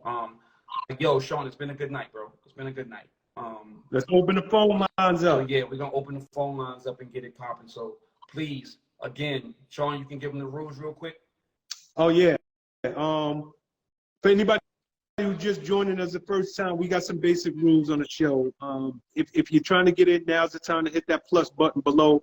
You must be in a well-lit place. You must be willing to show your face. We don't speak to empty screens. You must be in a place with really good Wi-Fi or really good cellular service. And lastly, as much as we value your input and anything you may have to say, please somehow end it with a question, because we use this segment for people who want to ask questions for things going on in their life and get a perspective from two men. So again, plus button inside camera. We're going to take questions now. Jamie Brown, welcome to the chat. Where you at? Jamie Brown, what's up, mama? Hi, my lovely big brother. Okay. We can't hardly hear you, Jamie. You can't hear me? Hold on. Okay, Is this go better? ahead. Okay. So first of all, I want to say, I love that last segment, and Tiff is amazing. But my question for you guys is, why is it that when women are sure of themselves and have built themselves up, why is having standards for us make us seem damaged or masculine? Because I've heard the same thing in my own life, but I've proved certain things, but I want to know how that makes us damaged, because now we've done work and we just don't want to be pulled back into shenanigans. Yo, okay. I'll start this off. Why do women think that? See, this is the deal. When you impose something, like I gave the Jehovah's Witness thing, I don't care what religion you are. We can be friends regardless of what religion you are. But if you come knocking on my door and imposing your will on me, then I will look at it as you have a problem. Men do not have problem with strong women. Men do not have problems with strong black women. What men have problems with is women who want to show you, tell you that how big and strong and how much they don't need you. That's the problem. There's a huge difference in you being my mother's a self-sufficient woman, a college professor, college graduate. My mother been making 6 figures for years, and she don't never. And my stepdad is also very successful. There's no competition in relationships. We're not in competition. So for you to come and you always trying to tell me what you got, how much you got, why you don't need me, why you don't want to deal with the niggas who do A, B, C, and D. First of all, don't generalize. Second of all, that's what the problem is. That is the problem. The problem is not what you have, it's how you have to tell me what you have. And I'm not in competition with you. And that's the only thing we was trying to get Tiffany to understand. And you speak to a man, that. You speak to a man, and you are she's in competition with men. She's in competition with men to show men that I don't need you. Oh, blah, blah, blah, blah, blah, blah, blah. What I have, all the other shit, there's no competition. And you're right about that. And one thing I have learned, because I've been, and we've had this conversation before, but I've been in my masculine for so long because of being a single mother, having to take care of my kids, being in my space. I felt like it was hard for me to really adjust to allowing someone to be a man in my life. Now, I have made the adjustments, and although I may not need someone financially or need someone to make me better, I now know my role in the man's life that God has sent me, and I've never asked him for anything financially, but I now know that I can bring to his life the emotional and mental healing that he might need in certain areas, and I know my role. But I don't lead with, well, I already have all my own, I don't need you, because I still do need him. I still do need a man in my life. I may not need him to come pay all my bills, but I do need him for certain things. And I feel like the misunderstanding when women that are strong and self-sufficient that comes in is, no, we do need men. We do need y'all. We do need y'all love, y'all protection, y'all provision. I may not need this man to pay all my bills in this moment, but I need him. I need him to love me. I need him to protect me. I need him to be that person in my life. But I feel like there's a misunderstanding when it comes to how we communicate as male and female, especially when we're still dealing with brokenness and damage in our own lives. And once we heal those things, then I don't need to lead with, I have all this, this, and that, and what you bring into my, no, I don't need to lead with that. I lead with, what can I do for you? What do you need? What do you need from me in this moment? That's what I lead with, because I don't need anything else. That's all I'm saying. Sean?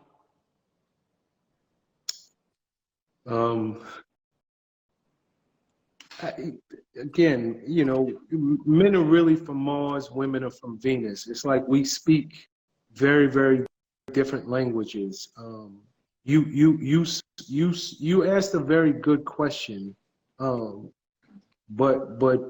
I don't think that you started off by saying, why when men build themselves up, or when women build themselves up, men got a problem with it. Is that what you said?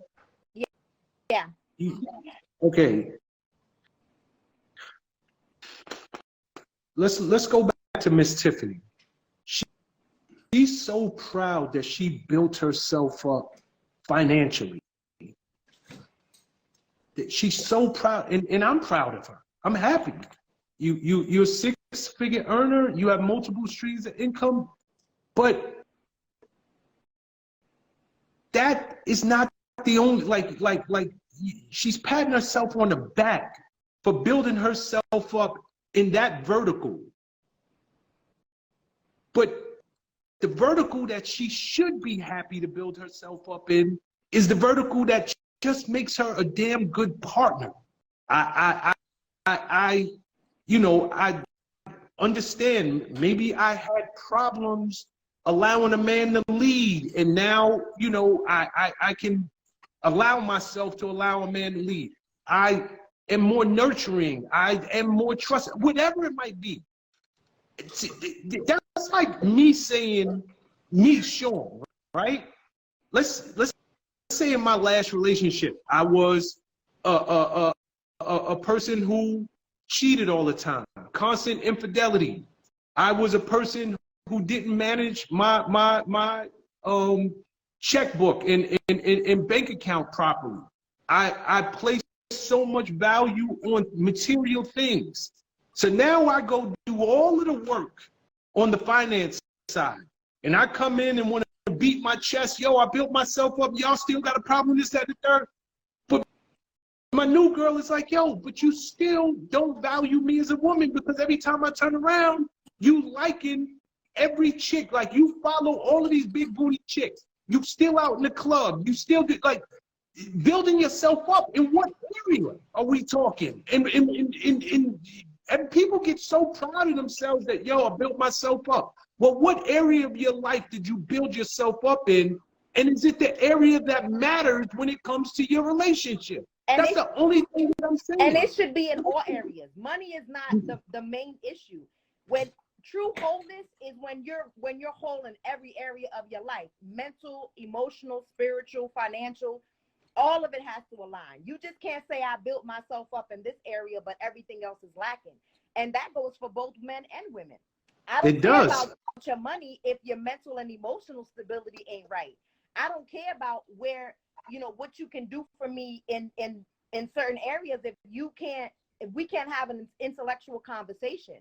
If you can't build me up emotionally or mentally when I'm lacking some things. So there's a wholeness that comes with these relationships that is far beyond money. And I feel like I understand where Tiff was coming from with building herself up, because listen, I've built myself up from homelessness. Like, I was literally living in a homeless shelter 3 years ago with everything I had fitting under the bed I slept in. And now not to be in that space, but I'm not going to hold on to everything that I have with such force that I can't allow anybody into my life. I thank God for where He's brought me. This is for me. That's it. I built myself up from the Bronx. Like, I built myself up from food stamps, from freaking poverty. Okay, it might make me a successful person financially, but I might be a piece of crap in a relationship. Like, what are we talking? That's the only thing. Like I'm not patting. Like, this is a relationship show, and if we want to sit here and we want to have a general discussion about humanity and how well people have built themselves up, coming from the hell that they started out, and they did great. But I'm not patting you on the back because somehow you made it out of a horrible financial state, but you cannot say one thing that says you are a good person to be in a relationship with. That is where we are getting lost in these conversations. And you're right, because once again, healing comes from more than just financial. Like, in the midst of that, I was still in therapy. I was still working on my daddy issues. I was still working on myself so that I could present when that man shows up. I'm not so damaged still that I walk away from him and I can't recognize the good that he is because I'm still dealing with things from my past. So I believe that, yeah, build yourself up, but build yourself up in other areas that have nothing to do with finances. There's other things that are, I know I'm a wealth of other things besides what I bring to the table financially. Listen to what I'm about to tell you.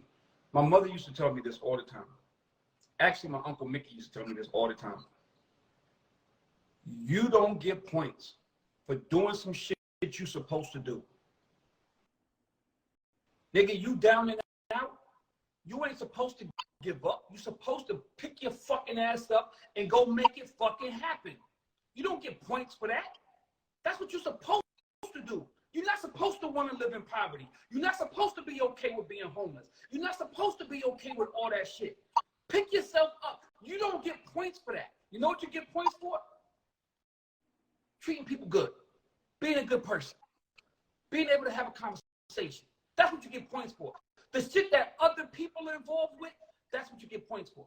You get points for dealing with people in their world. So I don't get points for being rich. Sean don't get points for being Sean. That's what you're supposed to be. Mm-hmm. Now, if you're a bad person, then you're a bad person. But the whole pull yourself up and don't be lazy, we have gotten so fucked up in civilization and society today that we have this shit, when them niggas be saying the shit, the world is upside down, it really is. Because niggas is looking for points for not being homeless. Niggas is looking for points for doing what you're supposed to do. There was a time when you tell somebody, yo, I'm fucked up, they'd be like, okay, go get it, nigga.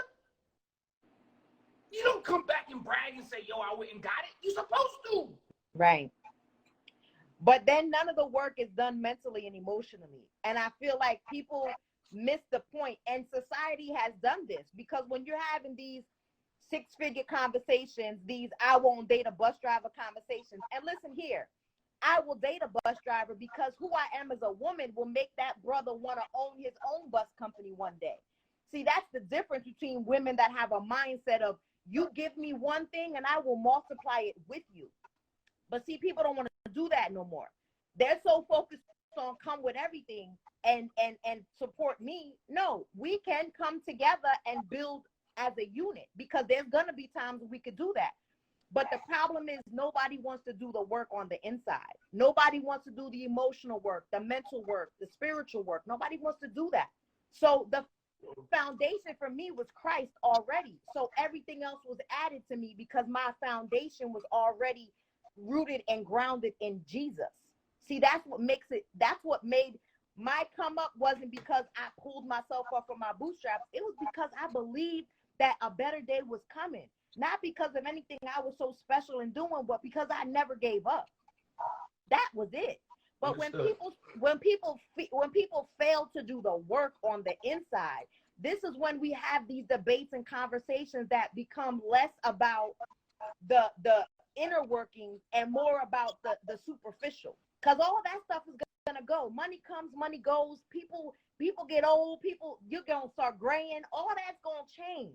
But what are they gonna remember about you on the inside? What are they gonna say about you when you're no longer here? When you don't got that money? When you don't got that nothing? What are they gonna say about you when you leave up out of here? That's all I'm saying. And I love Tiff, and I think she speaks truth. But I also think that there's a lot of things that are lost in translation. There's got to be inner work that has to be done first before any of that other stuff even matters. Indeed. And I think that's what I'm saying right there. That's what matters. But it is what it is. Thanks, Jamie. All right, Jamie. You're welcome. I love you guys.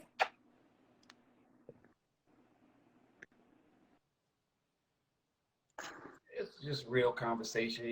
You know what? Everybody has a different opinion. Now I got 70,000 motherfuckers in the chat that want to come in. So, but I got to be out of here at 10 o'clock, so we can't go longer. We have a show today. Let them in, Rich. Let them in. They coming?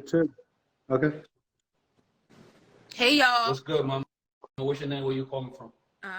My name is Anjali. I'm from Philly. What's up, Anjali from Philly? What's Hey. good? First of all, I have my own lives on my page also, and I talk about these type of things all the time. And I actually just talked about valuing people and not things. I talk about this all the time, and I'm in my 40s, and there was a lot of good points on everybody's part, to be honest. I took something from Tiff, from you. I'm sorry, I don't remember your name. Sean. Yeah, Sean. And the last young lady that you just had on there, I really agree with a lot of things she said also. And that's what it boils down to, really just doing the self-work. And I think it's a lot of pointing fingers, like men this, women that, the whole generalization thing. And I think we're losing focus of what's important. Like you said, Rich, like back in the day, you know, man and woman, they worked together. You know, it wasn't just about monetary. It was really about love. It was about the foundation, the whole nine. And I agree with that because I come from the same foundation. But I think society has put so much emphasis on your value by what you have, what you attain in life. And that's not the case. That's not the case at all. So I totally agree with that. As far as Tiff, I think Tiff whole thing is, because I've been following her for a while too. I think Tiff whole thing is, I think it's a mixture. So here's the thing, right? It's not a one size fit all. But like the whole conversation is kind of like all over the place because it's not a one size fit all type of conversation. It's not. I feel like men don't understand women and women don't understand men. And the reason for that is because we don't listen to each other. We don't listen to each other. We got to start listening to each other. We all come from different backgrounds. We come from different foundations. So I'm saying all this to say, I think, like the last young lady said, it takes a lot of self-healing. We got to start healing ourselves. Like for me, I started my journey back in September 2022, doing the work on myself. I didn't want to be the person like, well, you know, men do this, men do that. No, it was the men that I was attracting. And I had to do the work and say, well, what's in you that's attracting these type of men? I really had to like dig into myself and find out what it is that I'm attracting these type of men. I never was the type to say, all men is this and all men is that, because I love men. So I'm never going to say, oh, I don't need a man just because I'm self-sufficient or I have this, that, and the third. I agree with that young lady. Like, we do need men, but here's the thing. We need each other. Y'all need us. We need y'all. That's how God made it. We need each other. And somewhere along the line, it just got all screwed up. Everybody's walking around with their chest out. I don't need this person. I got this. I got that. I don't need that person. And it's just like, this is where the division is. This is why the whole world as an overall is screwed up, even down to the children, because they don't have a family. Yes, Rich. Since apparently you're not going to ask a question. I have a question for you. I have a question for you. Question? Yeah, but it's okay. Uh-huh. I have a question for you. It sounds like you're saying exactly what me and Sean been saying all night. So with that being said, I would like to ask you what you took from what Tiffany said that you agree with. Because you're sounding like you're saying exactly what Sean and I said all night. No, that's what I said. I agree with all three of you. I took something. Okay, so what did you agree with her? With Tiff, let me see. The thing that I agree, because she started out and then it was like it was detouring. So I started understanding where y'all was coming from, because this is what I spoke on. But for Tiff, I don't think like she's really putting emphasis. Yes, she does talk about her accolades a lot. I get that. You know what I'm saying? But I think her whole thing wasn't even speaking on her. I think she was speaking on the generation that's now, like the younger generation. And she was right about a lot of things they have to put up with as far as the men. I'm about to break it down when she says, you know, come with your, you know, with what you have, because I'm established and I got X, Y, Z. So here's the thing with that, right? This is the backlash with that. And I just had this conversation. Women tell me nothing that you agree with, but go ahead.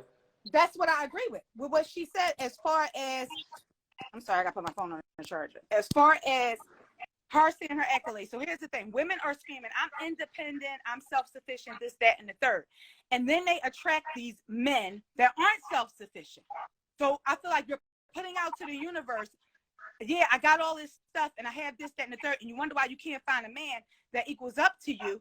Is because the first thing you put out there is, oh, I have all of this, I have all of that. Do you get what I'm saying?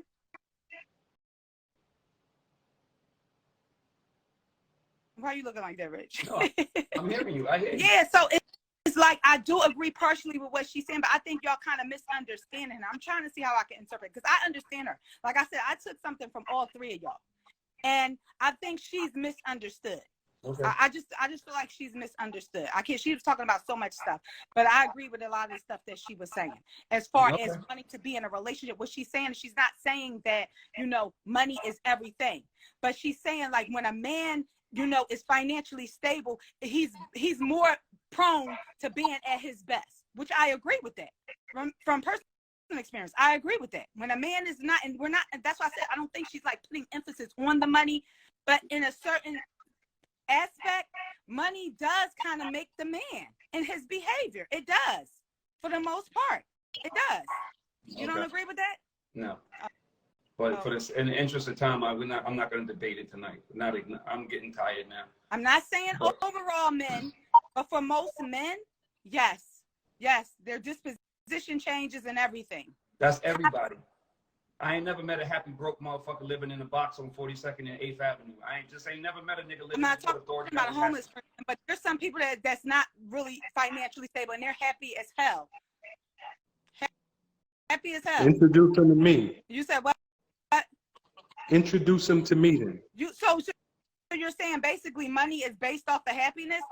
No. No. I'm talking. You know what? But a person. But what I'm saying is typically we use this for questions, and just in the interest of time, I would love to just get people in there who have questions. Okay. I mean, you raised some good points, but I didn't know if you had a question to go with. That's because you know what? I didn't know y'all were doing that. I seen Richie got back on because I was on y'all live with Tiff, so I thought y'all were just still having the same discussion. I didn't even hear about the question. I just got back on there. All right, No. Call You next this week, part we of the have conversation. Okay. I'd love to have it with you. All right. All right. Later. Shout to Philly. Thank you. All right. We're gonna go with Ebony Harden, I think her name is Ebony Harden.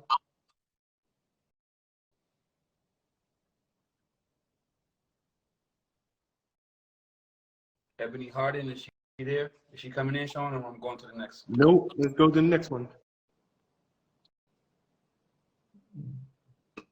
Dan Levy. Dan Levy. Dean Levy. I'm sorry, Dean Levy.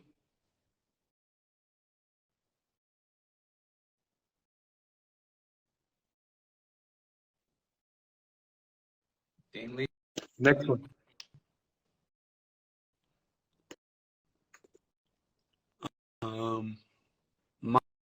Mylan Hun. Mylan Hun.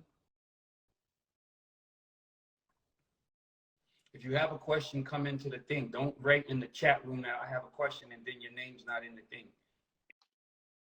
Hello. Hi, What's up, mama? What's your name? Where you calling from? my name is Maylin, and I'm calling from the weird town, Cady, Pennsylvania. Okay. What's good with you? So my question is, when you've been in a relationship for so many years, right? How do you not get to that mindset that you know overall it's great and it's a good fit, but overall there's just some things that tend to build up and you just be like, yo, I could be better off single? Or how do you work it to maintain that longevity in a relationship? Because I've been with my man for 8 years. And sometimes I be having those moments. So my question is, for when do you know when it's, I guess, like you just kind of just keep going, it's a new day tomorrow. This is small shit, whatever. You know, like how do you keep that going 8+ more years because of the small shit? Because it's not like I have big issues, there's no infidelity, just small shit that you know, sometimes you don't click with a partner on topics or matters. Sean. I think that this is a dope question, Marlon. And actually, no one's ever called and asked us this on this show.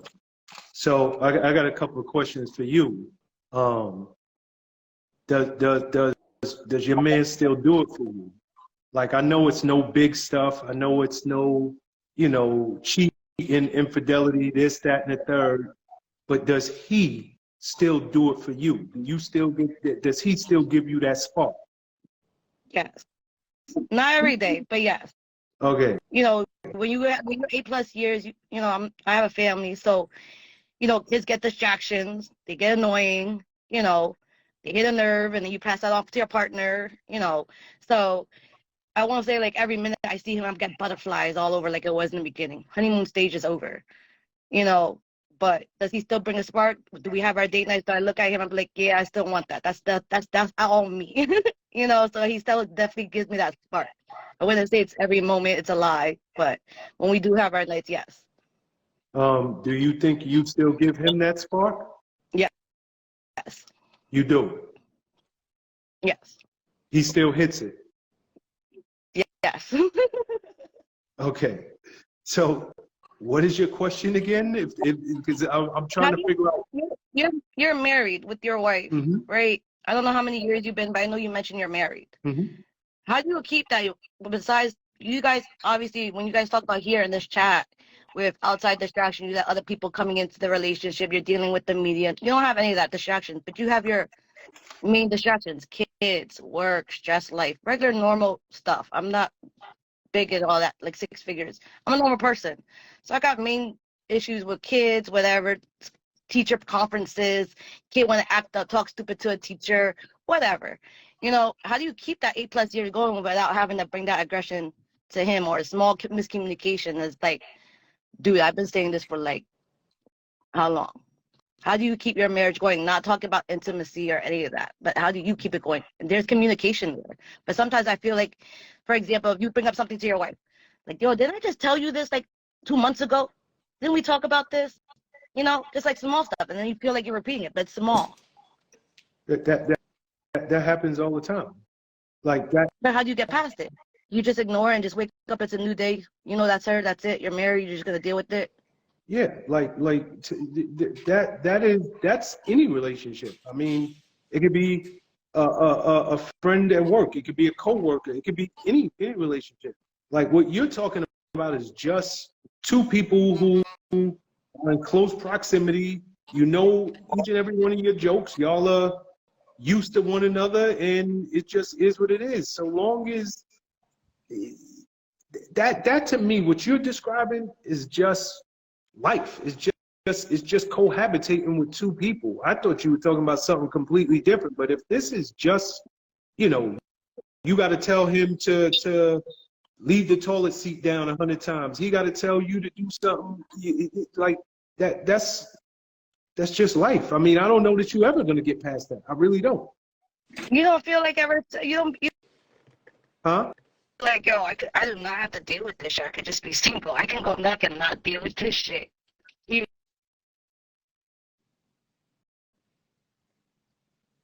We're losing you, mama. I guess I think we lost her, Sean. Yeah. Can you still hear me? I hear you. Yeah, I can't hear it at all.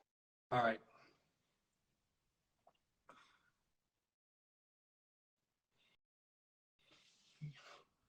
$10 o'clock. I mean, if she could still hear me, that is normal relationship. Like, you're never gonna get over that. Like, the person you're with is always gonna annoy you, drive you crazy, piss you off on Monday morning, and y'all forgot about it Monday afternoon. Like, that's just relationship. I don't know that you're ever gonna get past that if that's what she's asking. That's just what relationships are. At some point, you just gotta understand. That's what having people in your personal space is. Like, I don't know that you can ever be in a relationship and not expect that your personal space. That's why we had this conversation early on. I don't think we've actually had it in a long time, but I'm obsessive about certain things. But I'm also self-aware enough to know that if somebody was to come in my personal space, I have to welcome them. I can't get mad at motherfuckers and really like break up with people because they sleep underneath the sheets. Like, you know what I mean? Like, it's just, I got to be self-aware enough to understand my own issues. So I guess that's what that is. And if you are in that, then that's what a relationship is. So I hope she's still listening. But I think it's the question. I think it's any relationship, platonic, co-workers. I just think it's in the truest definition of the word relationship.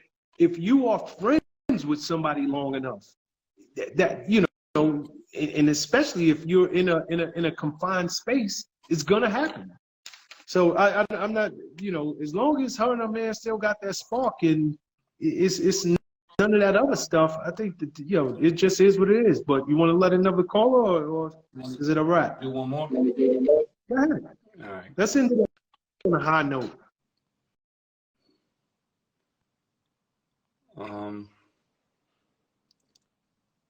XO Felicia. XO Felicia. Is she in the room? XO Felicia.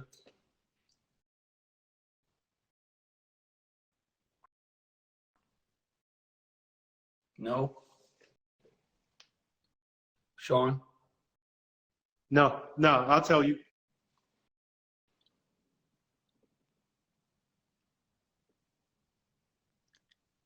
Eleanor Turner.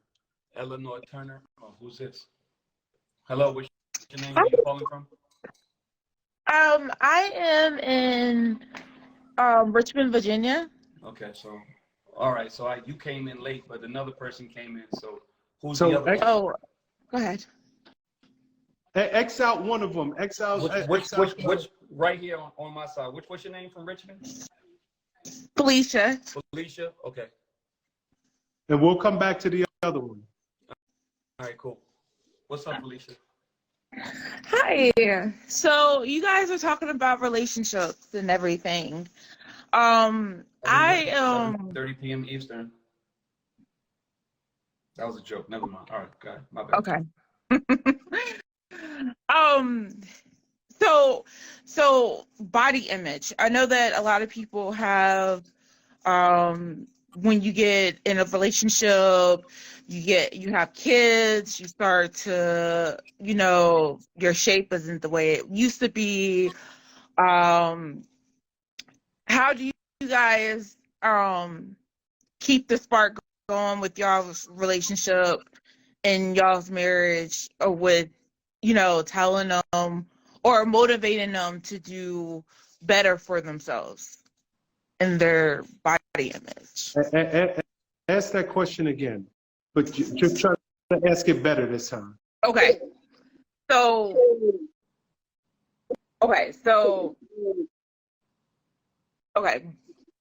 I was just saying body image.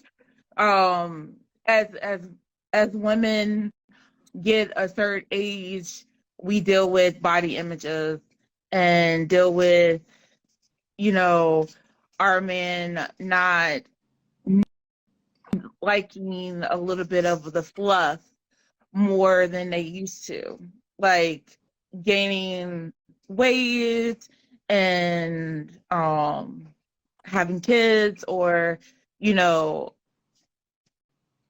I don't know. Like, I just wanted to know if you guys, how do you guys deal with your loved ones when they start gaining weight and having extra pounds in the relationship? You guys still think that they're attractive? You do things to make it make it fun for them, or what do you guys do?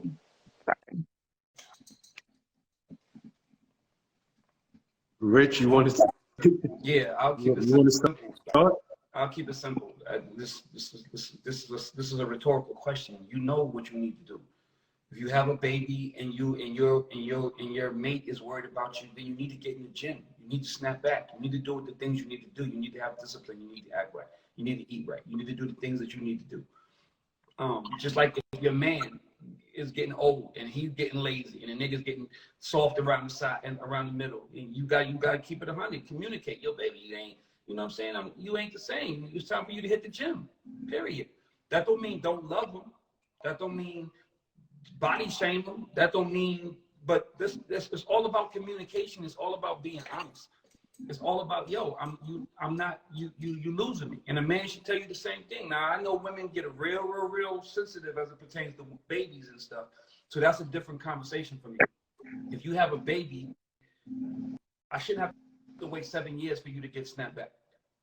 But at the same time, I'm not going to be all up on your face in 3 months either. Like, that's just wrong, right? So people need to communicate with one another and do what you need to do to be expressed about how you keep the spark going. That's all I'm saying. What's your name again, ma'am? My name is Felicia. What's up, Felicia? And you're calling from Virginia? Is that what you said? Okay. Are you dealing with this issue now? Yes, I am. I'm dealing with the. Well, I got sick, and my issue is not with the pregnancy, but I got sick and I was out for like 2 years of being sick with seizures and stuff like that, and the medicine blew me up and everything, and I gained some weight. And Okay. Stop. Are you with your man now? Mm-hmm. Okay. Is he complaining? He always says, baby, he gives me that you don't look the same, or you need to, you know what I mean? He always encouraged me to do better for myself when it comes to eating right or working out. And How long have you been with your man? We've been together. We've been married for 5 years, and we've been together for 10. 10 total, or 10 before you got married for the 5? 10 total. Okay, so you have 10 years invested with this man. Mm-hmm. Okay, so let me help you out here. First and foremost, because we could attack this from 2 different directions. A lot of times, women, you're self-conscious, and because you're self-conscious, you project that on your spouse, on your man. So you come into a situation because you don't like the way you look anymore, because you know that you put on weight, because you know that you're not the person, or you're not the size that you were when he married you. And you're unhappy with what's looking back at you in the mirror. You project that on him. And in many cases, the man is like, don't make your problem my problem. Like, I don't have a problem with your extra weight. And Yeah. you are the one who's making it a problem in this relationship. So that's number one. Okay. But so if your man, if you are so self-conscious and you're worried about how it's affecting him, if that nigga is still hitting it and he's still up on you and he's still treating you Yeah. like you the woman I married and the woman I want to be with, it ain't a problem for him. It's your problem. Don't make it his problem. Okay. But, and here's the but. Okay. But if your man is giving you subtle hints that every time you pick up a pint of Haagen-Dazs, he looking at you sideways, or if you eating fried chicken and he like, yo, put that drumstick down, then maybe you should take that cue as, yo, you know what? He got an issue with my weight, and I am going to do what I need to do to bring it down a little bit. But here's the caveat to that. You don't even have to get back to the size that you was. In a relationship, when a nigga love you, you get an E for effort. If he just see you trying, that's good enough. And that's what women are like. He's not asking you. Like, men understand you have a kid, you stretched. Like we get that. We also understand that just like us, you get older. We look in the mirror as men, and we know, yo, I need to work on this, I need to work on that. But we are more forgiving than y'all give us credit. And Isn't it hard when you see all like the okay, so I guess I am more self-conscious now, but when you see the body images of like the women now flaunting their that's your problem. Okay.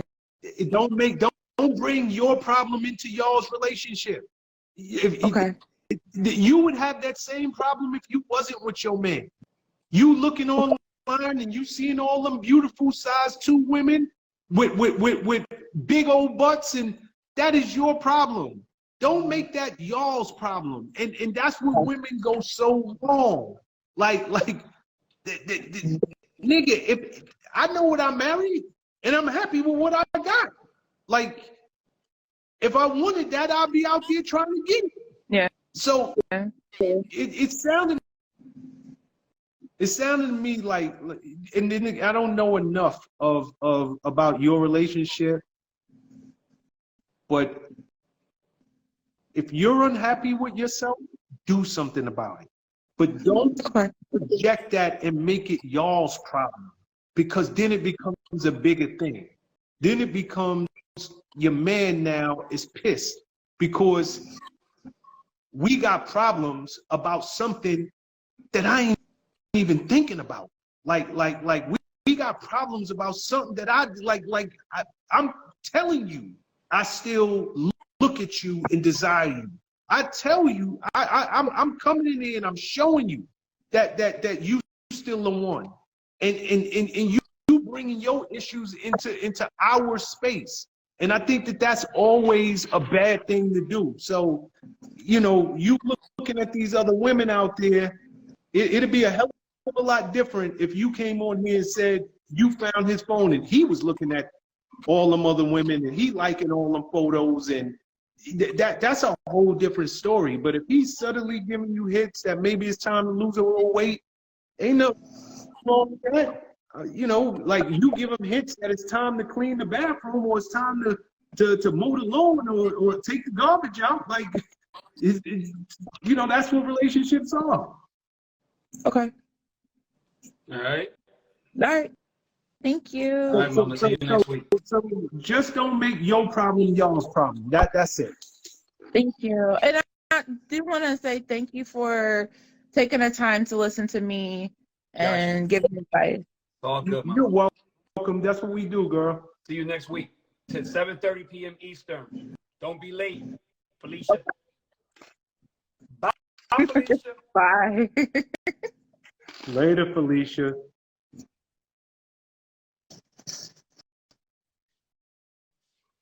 All right. Very good show this week. Thank you. God bless y'all. Yo, it was eventful. But y'all know how me and Sean do it. It's like this every week. 7:30 p.m. Eastern, Wednesday nights. We on fire. All right, please follow our YouTube channel. This will be up tomorrow on YouTube. Please follow us on YouTube. The official Boys Club. Hit subscribe. It has so many past episodes. So if you love conversations like this, you have at least 100+ episodes that are in the bank on our YouTube channel. Peace and love, y'all. All right, y'all.